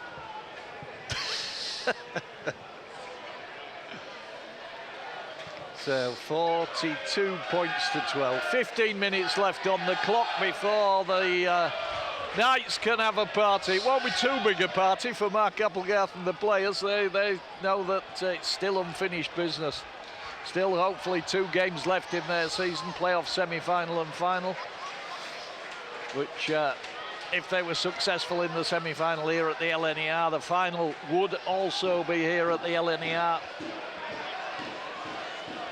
That would make them the best ever York side, wouldn't it? Winning the grand final. Yeah. I think that arguably so, Paul, as Brandon Moore gets Batley onto halfway. Sparky Barlow, our sometimes summariser out there, in his capacity as assistant coach with Batley. Just trotting off the field, he's been delivering some instructions. James Brown again looked for the offload, took the tackle. Jack Martin and Bailey Antrobus in there. And Brandon Moore again. He's been busy, always busy, Brandon Moore. Started his career up in Ellenborough in the Cumbrian League. Was a young player some time ago. Had 188 appearances at Halifax. Here's Brandon Moore again. Ball skips off Elliot Kear's fingers, but luckily for him, into a teammate. They're having a dig at Batley, aren't they? Yep, they certainly are. They're not giving it up. It is on the last. Ben White, short ball, Lucas Walshaw. Jesse D just dropping off the tackle a little bit there, but the Knights have managed to hold Walshaw up over the try line. And it should be Knights ball handover. I'm sure Ryan Cox signalled it was the last. He did indeed. And little conversation between Lucas Walshaw and Toa Mataafa as they walk back for the Knights to play the ball. Joe Brown just sidesteps and then loses the ball. Joe Brown knocks on. It's got scrappy, I said it would. It has got scrappy, Paul, you're right. I don't think conditions are helping because that rain's still coming down, and from a Joe Brown point of view, I suppose a lack of competitive games for him. I'd like to put it up, the error came from the good defence from Batley. Yep, you're right, they're still hanging in this game, albeit 30 points adrift. They move the ball left side. Butterworth, who's prompting away all day, and then Ollie Greensmith can't keep hold of the bar of soap. Some Vaseline on. So Kieran Buchanan with the carry for the Knights, just short of the 20. And then Joe Brown trying to atone for his little error. 8 tries in the bag today for the Knights up to now. Still in their own half of the field. Max Shane to Attingano, who's thrown heavily to the ground and stays down. It's Walshaw delivering the tackle, and yeah. Reminiscent of a Cumberland tackle, that. I was just going to say that, Paul. Is that what's known as a Cumberland throw? That was the description, where you sort of put your leg there and then throw the player over your leg. Well, there's only people your age and my age know that. Well, everybody knows now. So they'll be discussing it later on tonight. The effectiveness of the Cumberland throw. The water carrying troops hardly off the field as play recommences. There's a young lady there carrying the water, having to get the hurry up. But the Knights are back in possession. Liam Harris steeples a kick up into the rain and the grey sky. And well held. It was a very, very good take. Jack Render underneath it, the former Hunslet player, and he got battered the moment he took the ball, but he held on very, very well. He got low, and I think that helped a little bit. Here's Ollie Greensmith, and he runs into a stiff challenge as well from Kieran Buchanan. Batley out to the 30, Ali Leake into James Brown, to White, to Connor Carr. Connor Carr makes a bit of ground play. That spent time at Oldham. He was with Batley for a while. In 2022 was Connor Carr. I think that was on loan from Huddersfield as well. James Brown. Won't be tackled. No, doesn't want to be put to ground. He is eventually. Has an opinion about that to referee Ryan Cox. Ben White puts the kick in. Bounces 2-3 times into Toa Mataafa. Looks for Joe Brown, who's in support. He's done some work with Joe Brown this half. Yeah, good to see the wingers. You know, it's an essential part of the game these days, isn't it, Paul? To run that ball out of defence, the wingers and the fullback. Liam Harris, Ben Jones-Bishop in off his wing right on cue, as if to emphasise our point. McShane. Short ball, Jesse D almost away. Hingano, return ball, Hingano chips over the top. Joe Brown's chasing this. Joe Brown, yes! Fabulous bit of work. Hingano celebrates in back play. Joe Brown's got the try. Again, just that awareness at Ingano. He knew Joe Brown was there. There were 3 Batley players chasing back, trying to beat Joe Brown to the punch, but they couldn't get there. It was Joe Brown who got there first, and the ball just did skip up off the turf and allow him to gather it in and slide over, Paul. That's good effort, because it's not two seconds before he had taken a drive, a really good drive in the middle of the field, and he worked so very hard to get to the wing, back on the wing. Great, and a lovely pick-up. Yep. So, Hingano's kick to the left corner, and Joe Brown wins the foot race to get the try. The Knights lead 46 points to 12. Somewhere among my notes there were some people I wanted to say hello to today, and haven't yet. Nigel Moten, he's still in Almere. I don't know how long he's there. Have you moved, Nigel? Andy and Kirsty, who are in Cape Verde listening into the game. Hope you're enjoying the game. And there's a couple of people I wanted to mention that we've lost. Trev Barlow, who was a player in Batley's past, and uncle of Sparky, Mark Barlow, our summariser, passed away during the week. So our thoughts go out to family and friends, everyone who knew him. And the shock news, everybody knows of my involvement with boxing and amateur boxing. The shock news of the loss of Ricky Hatton, someone I actually came across quite often at boxing shows, and a really lovely fella, and such a talented boxer. I did go out to Las Vegas to see him box, and absolutely shocked by that news today. And again, our thoughts go out to all the family, some of whom I met at boxing shows. Tragic news. Liam Harris with the kick from the touchline. Can he ping this one? Curl it in off that right foot, Liam. He's got it. Liam Harris adds the 2. Gets a little bit closer to that record. And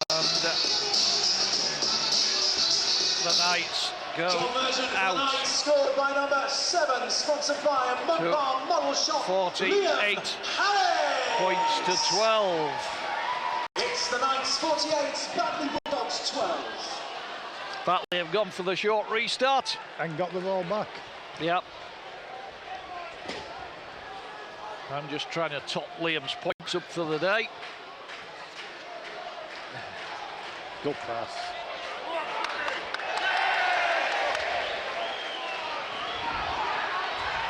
I think it's 6 conversions for Liam Harris today. Yep, just confirmed in my ear. Lovely, thank you. That was Dan back in the studio who's been keeping a tally. So,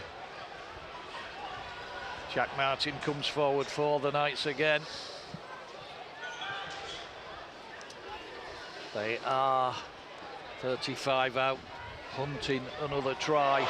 And they've gone through, and it's Sam Cook. Hands the ball off. And they score again over on the far side. And Bailey Antrobus. Sam Cook just picked the ball into Bailey Antrobus as he was going over the line. But a good break. And Sam Cook from around about 25 metres out. Try for the Knights, scored by number 25, sponsored by I might be right in saying, I think, that is Bailey Antrobus' first try of the season. Spent so much time out through injury. And gets over for the try, 10th try of the game for the Knights. They lead 52 points to 12.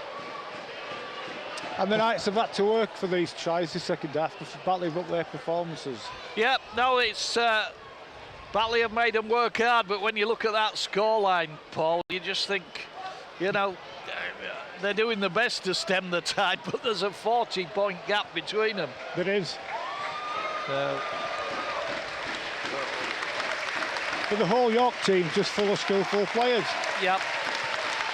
Liam Harris now up to 220 points for the season, needs 4 to overtake Connor Robinson.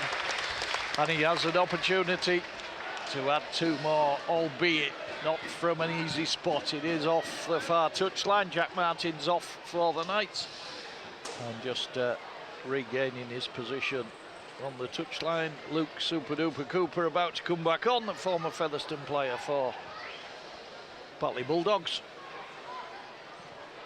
Harris, ball up in the air, got a chance. Oh! Hit the right hand post and came out. It remains 52-12. 52, Batley Bulldogs 12. So 5 minutes to go. Ali Leake coming off. Looks as though he's limping slightly, Ali Leake. 13, sponsored by Cockerell's, Jordan Thompson. Another player that started his career up in Cumbria was Ali Leake. And it'll be warmer up there than it is down here now. Egremont was his team, Paul. Oh! Blowy, windy end of the country up there at times. 170 appearances now for Batley Bulldogs, Ali Leake. And everybody's standing up, applauding the Knights. Oh, Liam Harris took a high one there. That was a real loose arm there from, trying to see who it might have been, Noah High who delivered it. But anyway, Liam Harris has jumped back to his feet. It's out of character for the style of play there, actually. Yeah, I don't think there was any malice in it, Paul. I think young lad stretched an arm out and just didn't quite get there. So, Knights start on halfway. Kieran Buchanan taps. Sees his old mate Dave Manning coming towards him and takes defensive action. They'll have a laugh and a joke about it after the game, I'm quite sure. Bailey Antrobus, who got the Knights' latest try with the carry. Paul McShane, Sam Cook, Geordie Thompson, Atingano, Matt reeled in by Ollie Field. Touched, I thought, by a Batley player. Ryan Cox indicated so. Touch judge says knock on. I like my and the referee's interpretation better than the touch judge's there, Paul McDermott. I thought I had to circus where the ball was bouncing about everywhere then. Oh, it's getting loud.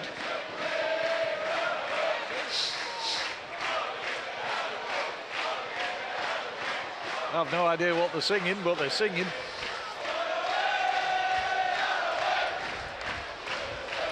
So, Batley still manfully trying to make meters. Brandon Moore, ball into Dane Manning. Oh, Dane Manning thought he'd run into an articulated truck there. Sam Cook was one of those in at the tackle, but he just bounced off. Moore to White. White. Good tackle. And then Niall Flynn absolutely cut to bits by Paul McShane's tackle. Brown, and then carry in centre field. Batley player east to the floor, just short of halfway. It was Noah High, the player on dual reg from Wakefield. Here's Brandon Moore again. He's been busy as Brandon Moore. Him and Dane Manning, good to watch when they're out on a rugby field. They never stop. And they've not stopped today. Ben White puts the kick in down the left side. Well taken by Joe Brown under pressure from Connor Carr. Connor Carr shakes his head as he realises he came up empty-handed, trying to pick the pockets of Joe Brown, and then Ollie Field loses the ball in contact. And Batley with an opportunity to strike in the dying seconds. 52 points to 12. Paul McDermott, you ought to have a quick think about man of the match. Oh, I forgot about man of the match. I normally give you a bit more time, but I'm sorry. No, I'll give it to Liam Harris. Liam Harris, yes, in the first half, he were all over the place. His decision-making was terrific. Very quick decision there from Mr. McDermott. Liam Harris is man of the match.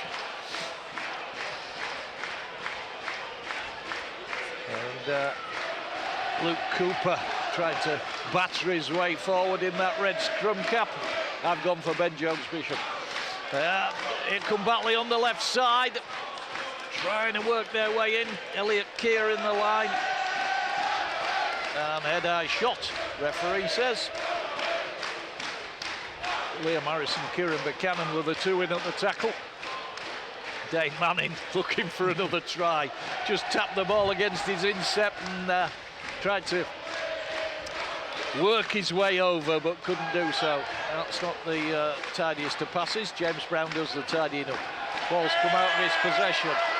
And the Knights, Geordie Thompson, and then a little knock on from Joe Brown, and it's got all scrappy again, Paul McDermott. It has. It's Batley know they've lost, York know they've won, so they're just throwing the ball around like ping pong ball. Yeah, there will be the Shield presentation as Jerry, in front of us, Jerry Kershaw gives the old hooter a shake.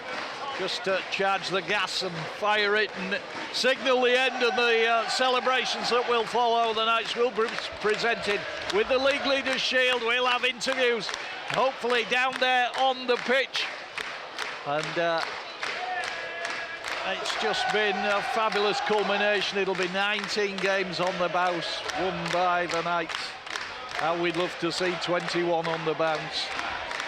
19's a tremendous achievement. Yeah, it is fabulous, absolutely fabulous. Batley still in the Knights half of the field, still looking for their third try of the game. Ball goes to ground and Batley lose a bit of space, trying to keep the ball alive, and finally Elliot Kear does the tidying up, and they've lost about 20 metres. There is the final hooter. The York Knights have finished top of the championship in the regular season for 2026. They have won the League Leaders Shield. They have defeated Batley Bulldogs by 52 points to 12. A job that was done effectively in the first 20 minutes today when Batley had absolutely no answer to what the Knights threw at them. Eventually, they did manage to get a little bit of a foothold in the game, did the Bulldogs, but the game was long gone by them. And I mean, Paul McDermott, the Knights, they had to get the win, they had to confirm the win. They've got the job done, haven't they? They've got the job done. In the first half, they got the job done in style. In the second half, they had to work a lot harder to get the win. But they did very, very well. They were headed to nothing, weren't they, really? Yeah, they were, absolutely. End of their season, I mean, you know, they'd want to put a performance in for John Kear. He's a much respected man. It is his last occasion as a coach, but they came and they competed, but that opening spell by the Knights today, they threw so much at Batley, they just couldn't cope. No. Batley are where they are at the bottom of the table, but York are where they are because of how good they all are. There isn't a bad player in the York team. Every single one can pick up on a situation. Yeah. And overall, as a performance, where do you rate it? Out of 100% today, the York performance? Oh, I would 75%. Yeah, 75, because they won't be happy with the tries they've let in. They won't be happy with the drop balls they had. So they'll be critical. That's why the way they're at the top of the league, because the coaches will be critical about today's performances. Yeah. And obviously celebrations today, but they've then got to look forward to this playoff semi-final, which is so unfortunately, when you have grand finals, which are fantastic to win, they take away the effort and commitment that's needed to win a full league season. Yeah, absolutely. It was 32-6 at half-time. Toa Mataafa went over from a great bit of recycling work from Akuma Tai, who was making his 350th appearance. Liam Harris converted. Batley struck back. Once more, it was Dane Manning, his second try of the game for Batley on 56 minutes. Robbie Butterworth converted. On the hour, the Knights scored again. Initially, some good defence by Batley, but Adringano found himself over the try line after a probing run and just had to put the ball down. Joe Brown got a try in the left corner from a very aware Adringano grubber kick into that left corner, and Joe Brown won the foot race. And then on 75 minutes, break by Sam Cook from around about 25 metres out. Could have scored the try himself, shipped the ball into Bailey Antrobus. It finished 52 points to 12. Batley have gone to see their supporters away behind the sticks. The rest of the place is now just a party for the Knights. Toa Mataafa's dancing. The Knights are making their way across towards the fans, and I thank you. The League Leaders Shield is being prepared. The banner is out there, League Leaders 2025. My thanks to Paul McDermott. Been a pleasure. Paul, for your summarising. I think Paul's going to stay with us for the presentations, and we're going to conduct some post-match interviews out there on the pitch. The illuminated advertising banners now say York Knights League Leaders 2025. Nice to see that, James Hogarth. It's a fabulous way to end a fabulous season, isn't it? To see the reaction of the supporters now. They've been singing this song in unison for the best part of 10 minutes. Yeah. To see it now, just the celebration, all of the entire squad in that big huddle a few minutes ago to our right-hand side, all gathered, and just shows the unison that this team must have and the tightness of the group. Yeah, absolutely. And if you look out there, all those non-players, some good players not involved today, young players like Joe Law with so much potential, Jude Ferreira, who spent so much of the season out injured, Mitch Clark, his dad Trevor alongside us, he wasn't involved today, Connor Fitzsimmons, Miles Harrison, James Farrer, there's Harry Fraser there, the Australian, Kieran Hudson, who was having a fitness test ahead of the game, Taylor Pemberton, another one. Absolutely right, James. Such a good squad it's been this season. Yeah, and we have to bear in mind as well, don't we? I know every one of these lads is professional athletes, are professional athletes, but they've still got daytime jobs, still got full-time jobs. They're not have yet the benefits of being full-time players. They haven't got the benefits of being Super League players, so have to combine this with work and family commitments as well. It's an incredible achievement. Yeah, it is. Absolutely. I mean, so much commitment demanded to play as a part-time player. Yeah, absolutely. So. If you're looking for the result, by the way, in the Valkyrie game, that was our game on BBC Sport Apple website.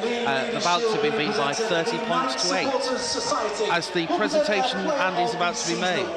Yep, the presentation of the trophy. The York Knights players are all behind the banner. They're thumping the banner. Brendan Santi, the drummer initially, Tawamat Affa. 5 crucial points to secure the AB Sundex 1895 Cup. Just let you listen to the PA clink. Good Charles out there. The 2025 Knights Supporters Society. Mark Applegarth with his daughter. Our captain, Liam Harris. And Liam Harris.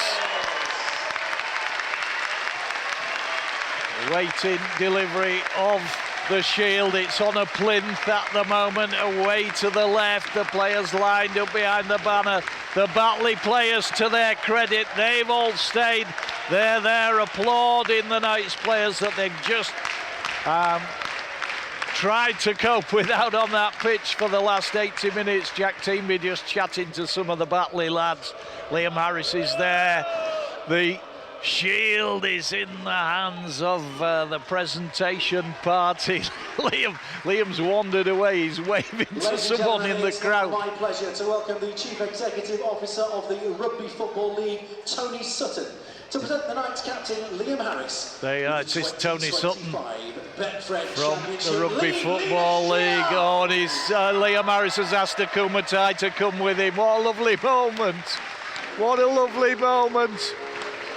And here comes that shield. It's in Liam Harris and Akumatai's hands. They're going to take it back in front of the players, in front of the banner. The players are drumming. And that shield's going to go up in the air to an almighty roar. Here at the LNER, the Knights League Leaders for the Championship 2025. After this afternoon's win against Batley Bulldogs, 52-12 here at the LNER. They'll move on into that playoff semi-final in a fortnight. And opponents yet to be determined. Liam Harris lifts the shield again. It glints in the really in the floodlights. It's at Ingano as his turn at lifting the shield. But yeah, there's I was going to say sunlight glinting off it, but it is the floodlights. It's been a murky old afternoon, and I'm quite sure now that Liam is going to take that shield across to the fans. I think possibly the players might pose in front of the pack main stand with it first for media photographs, but we'll be down there very, very shortly to go and conduct some interviews and see who we can get to chat to us about this wonderful, wonderful achievement. We were saying earlier that the last time a York Rugby League club finished top of the pile outside the top tier, it was in 1981. It was the York Wasps, as it was then. Paul McDermott, our summariser, was part of that team. So fantastic achievement by the 2025 Knights, as once more the shield goes up in the air. All the squad out there. It's a chilly old afternoon now, or a chilly evening we're moving into. So just having a quick look at Scott Galliano to see how he's moving out there. Doesn't seem to be moving too badly. It was reported he came off with a groin injury. But yeah, we will try and move down onto the pitch, and I'm just going to hand you back to James Hogarth for the moment. Andy Atkinson commentating on a historical moment for the York Knights here at the LNER Community Stadium. We'll be down on the pitch, we'll talk to some of the people involved this afternoon. Let's tell the story of the afternoon on a historical afternoon here at the LNER Community Stadium. Yeah, thanks very much, James. Kindly been joined by Mark Applegarth, head coach of the York Knights. Mark, your thoughts at this moment? Fabulous win today, just been presented with the League Leaders Shield. So well deserved, but your thoughts on the season up to now? Yeah, well, yeah, the key word's up to now, isn't it? Well, firstly, this is what it's all about, isn't it? You know, the lads have worked so hard, you know, and to win the League Leader shows you've been the most consistent team over the year. And for me, this is, you know, what a privilege that we can celebrate in front of a crowd like this. And, you know, it's for the crowd, really, you know, that we can bring a bit of silverware home for them, but it's job not done. You know, we'll enjoy it, we'll live in the moment today, and then we'll be straight back at it, you know, ready for some semi-final football and into knockout rugby. You came out of the blocks at a real pace today. I mean, 15 minutes in, you got 4 tries on the board. You must have been really happy with the way you started the game. Yeah, listen, I don't want to analyse that game too much right now, because I want everyone to enjoy themselves. But yeah, we came out really fast, exactly how we want to.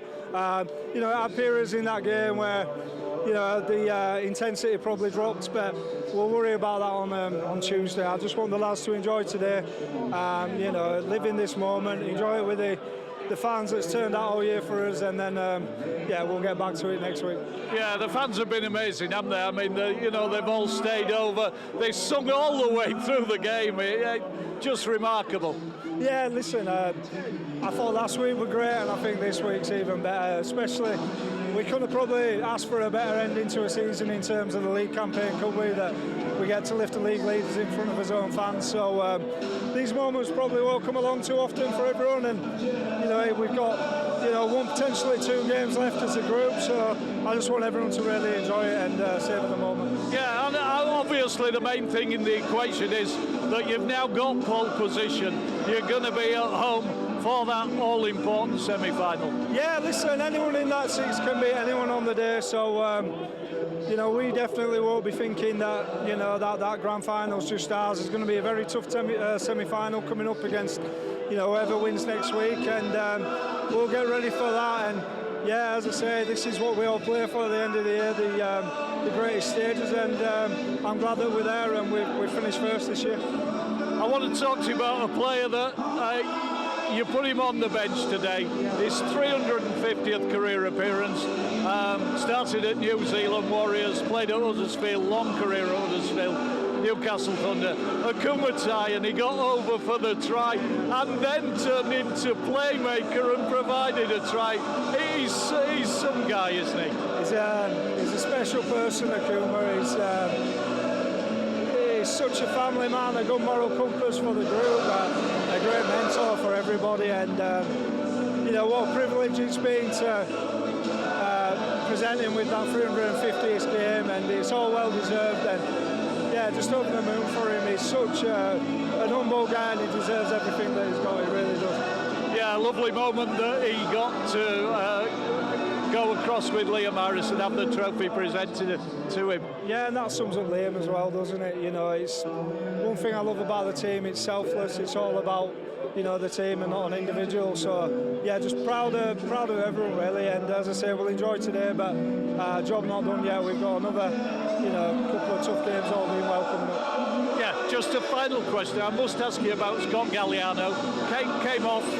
Was there a little knock or simply resting him? No, yeah. Listen, Brownie's, you know, got some news to announce about where he'll be playing next year, and yeah, I just thought it were a fitting thing. You know, I don't normally like to do it, but I just thought it were. Brownie's the longest-serving player under Clint.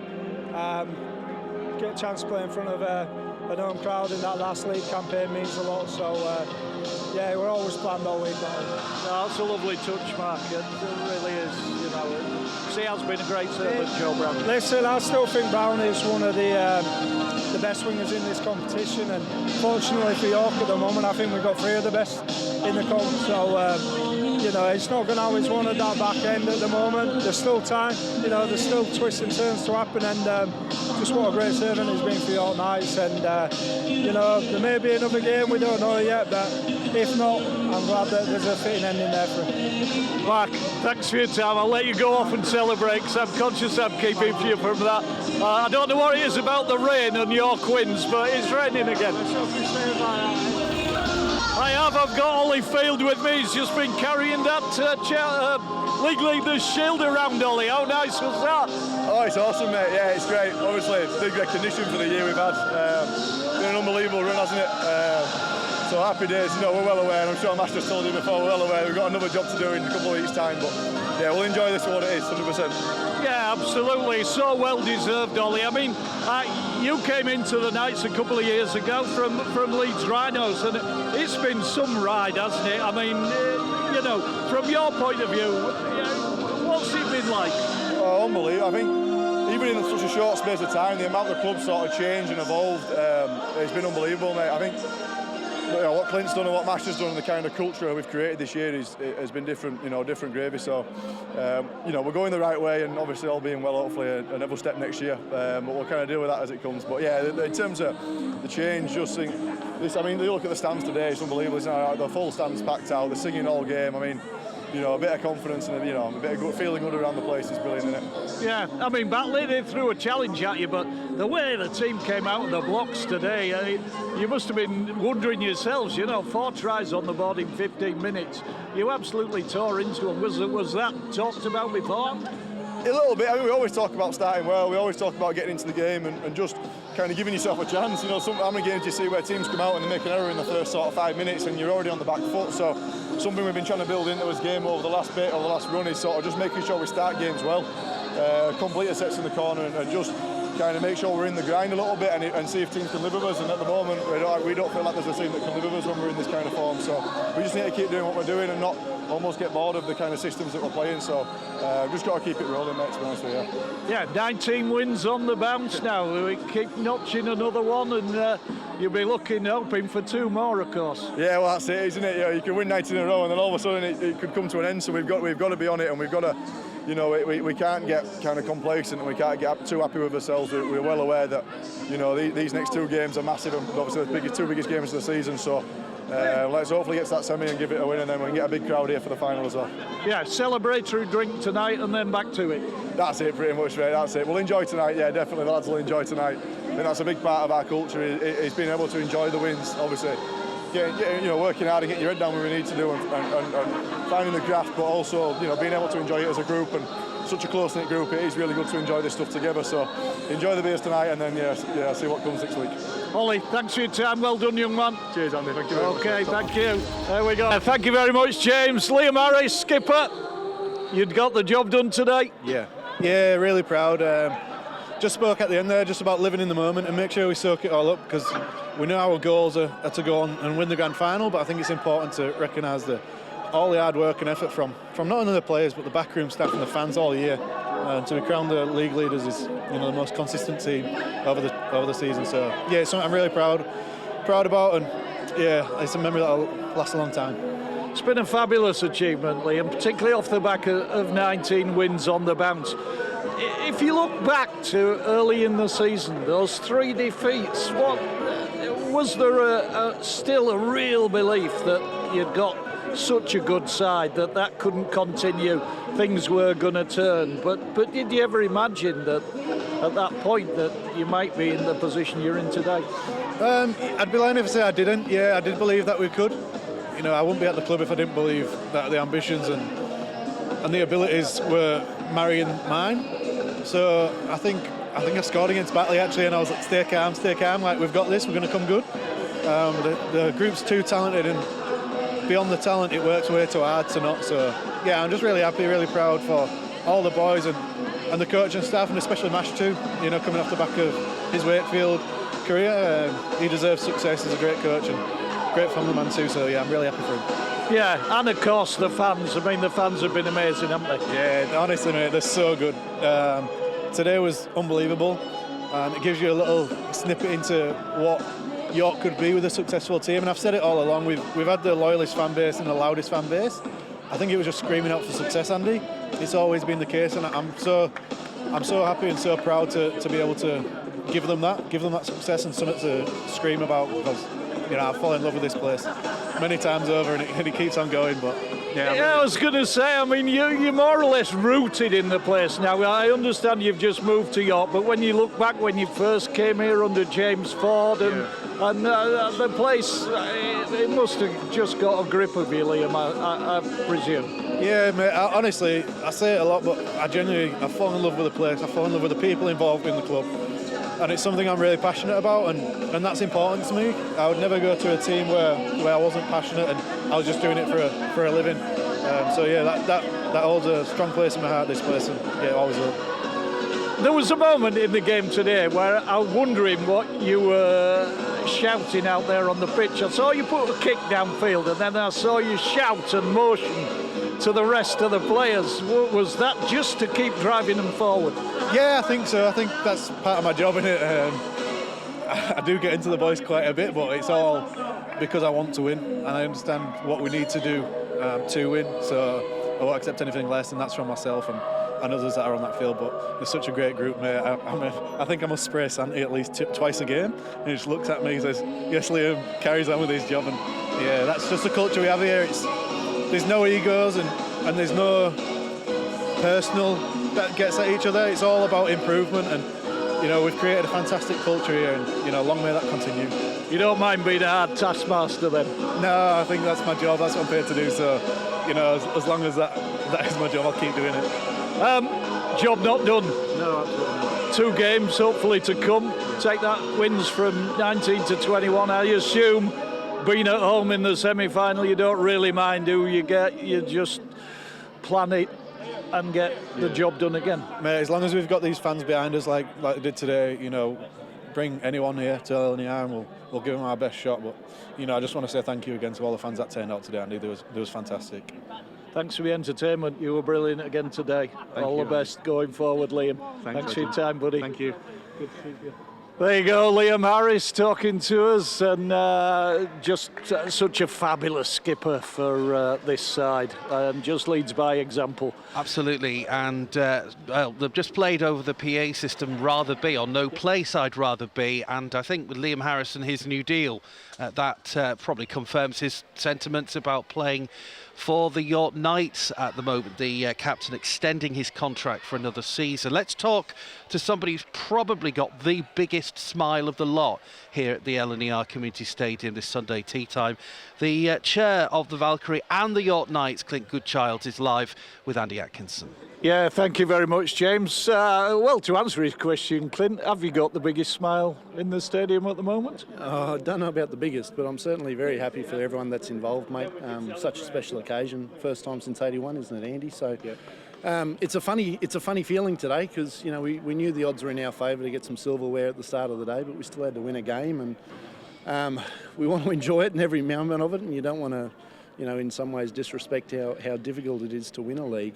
But we're also very conscious that there's two big ones yet to go, and we want to get that right as well. So it's a funny mixed emotion day, but very happy. Yeah, we said the same. We talked about it, didn't we, around about 12 o'clock today, that, sort of going forward into today and how that would feel. Yeah, it almost feels like we've gotten engaged today.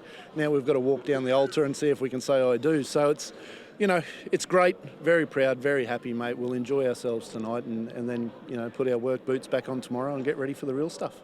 Yeah, you set your stall out when you came in at the Knights to improve the club, to improve the profile, and ultimately to get the Knights as a winning side and a side able to win trophies, Clint.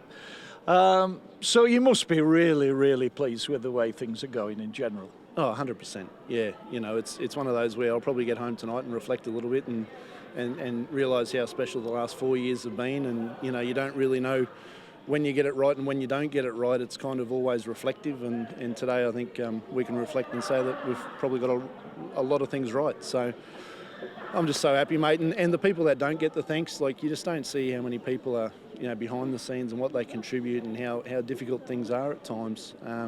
I just hope that they feel that they're a big part of today as well, and the people that can't be here today, there's people in hospital who haven't missed a game in probably 50 years. So hopefully they're at home watching and enjoying it and know that they're a part of such a special occasion. So shout out to everyone and thank you. Yeah, I mean, it's a fabulous occasion. And you look at the players, the Hall of Fame players, who are all, they all have their banners up there in the stadium as you walk in, and a day like today, you look back at some of those players and think how they would have enjoyed how today has unfolded, Clint. That history, it's always evident at York, and you're a great believer in that, aren't you? Yeah, we are, mate. And there's been some really high points in the club's history, and there's been some really low points. And the reality is, without every single person playing their role, over the last 157 years or whatever it's been. The cliche is, but it's very true. We stand on the shoulders of all those that have come before us, and we just hope that we can set a platform when our time's done for the next generation to do their thing and do us all proud. Yeah, and from a fan base point of view, I mean, today is just something else for the fans, isn't it? And, do you feel that is building as you want it to be, or is there anything more you can do? We've just got to keep winning and getting bums on seats.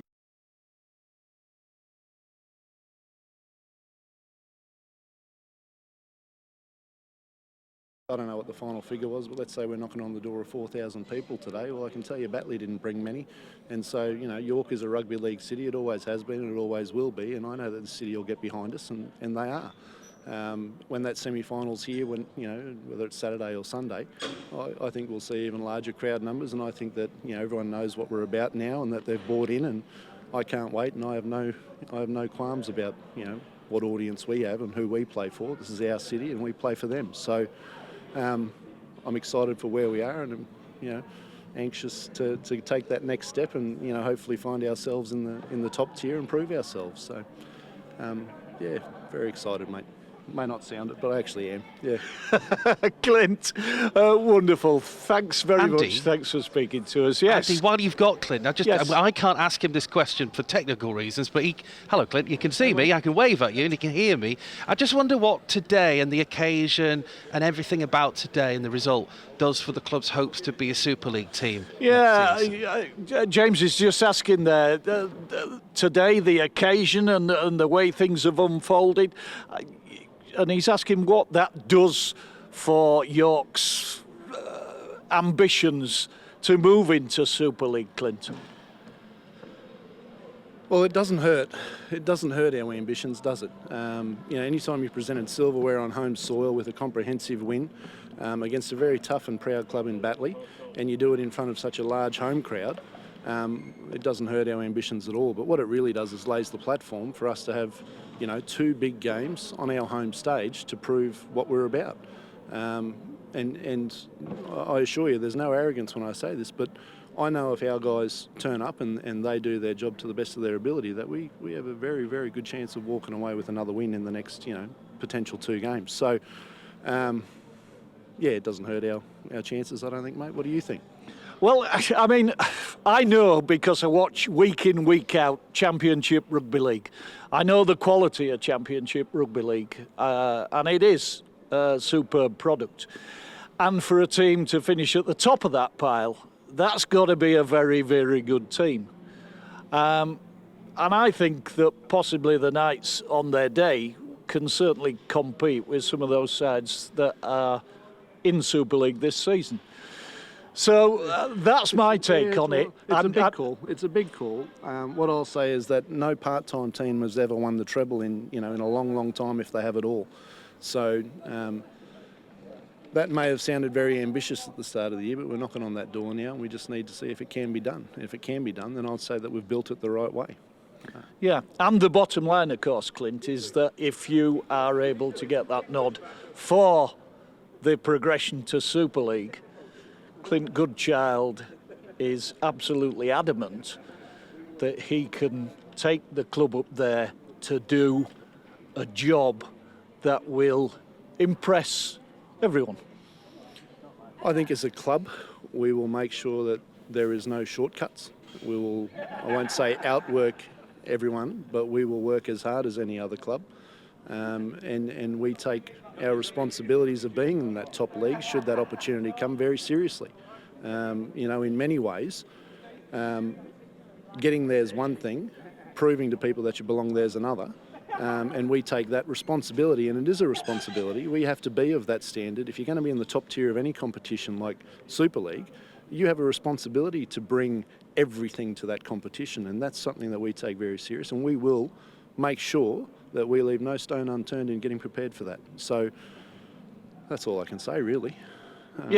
From my point of view, looking in, I've been around the Knights since its inception in 2003, and there's certainly not been a more exciting time to be a Knights fan. I just think that the product, the profile and everything, the way the club's moving forward, just tremendous, and that's under your leadership. I'm very lucky to have a lot of people around me that make me,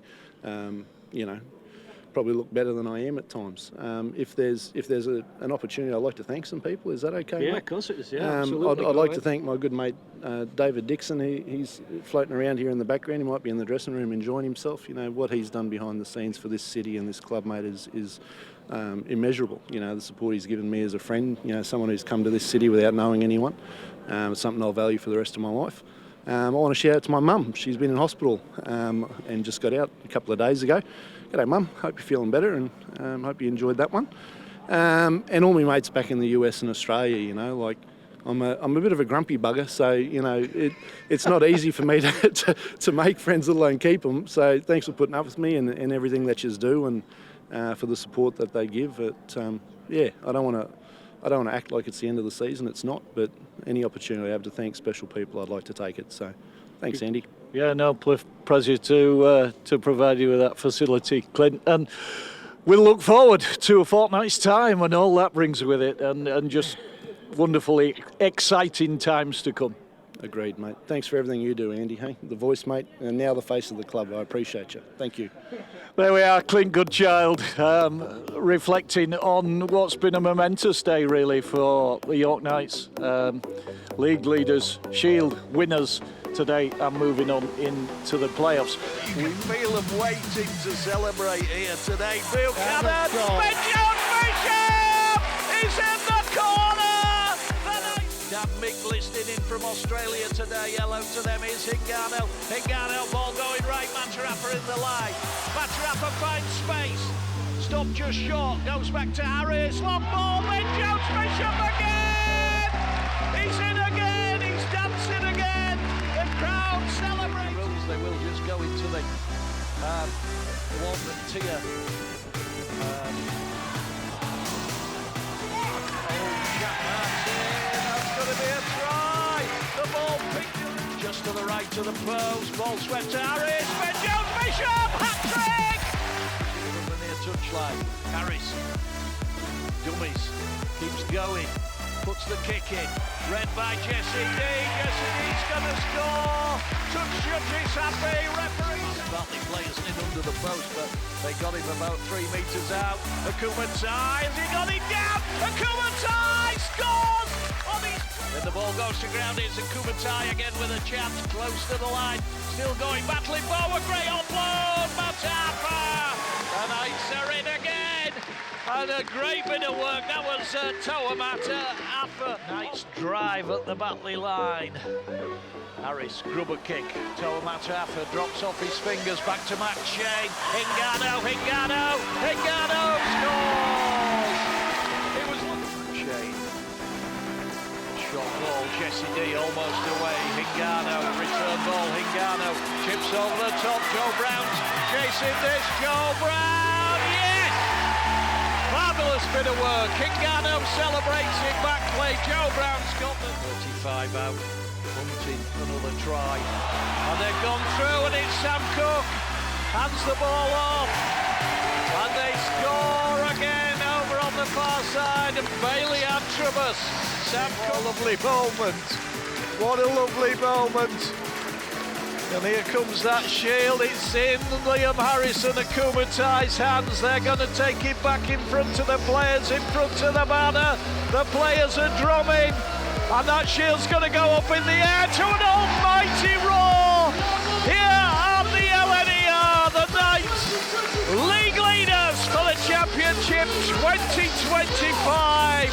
After this afternoon's win against Batley Bulldogs, 52-12.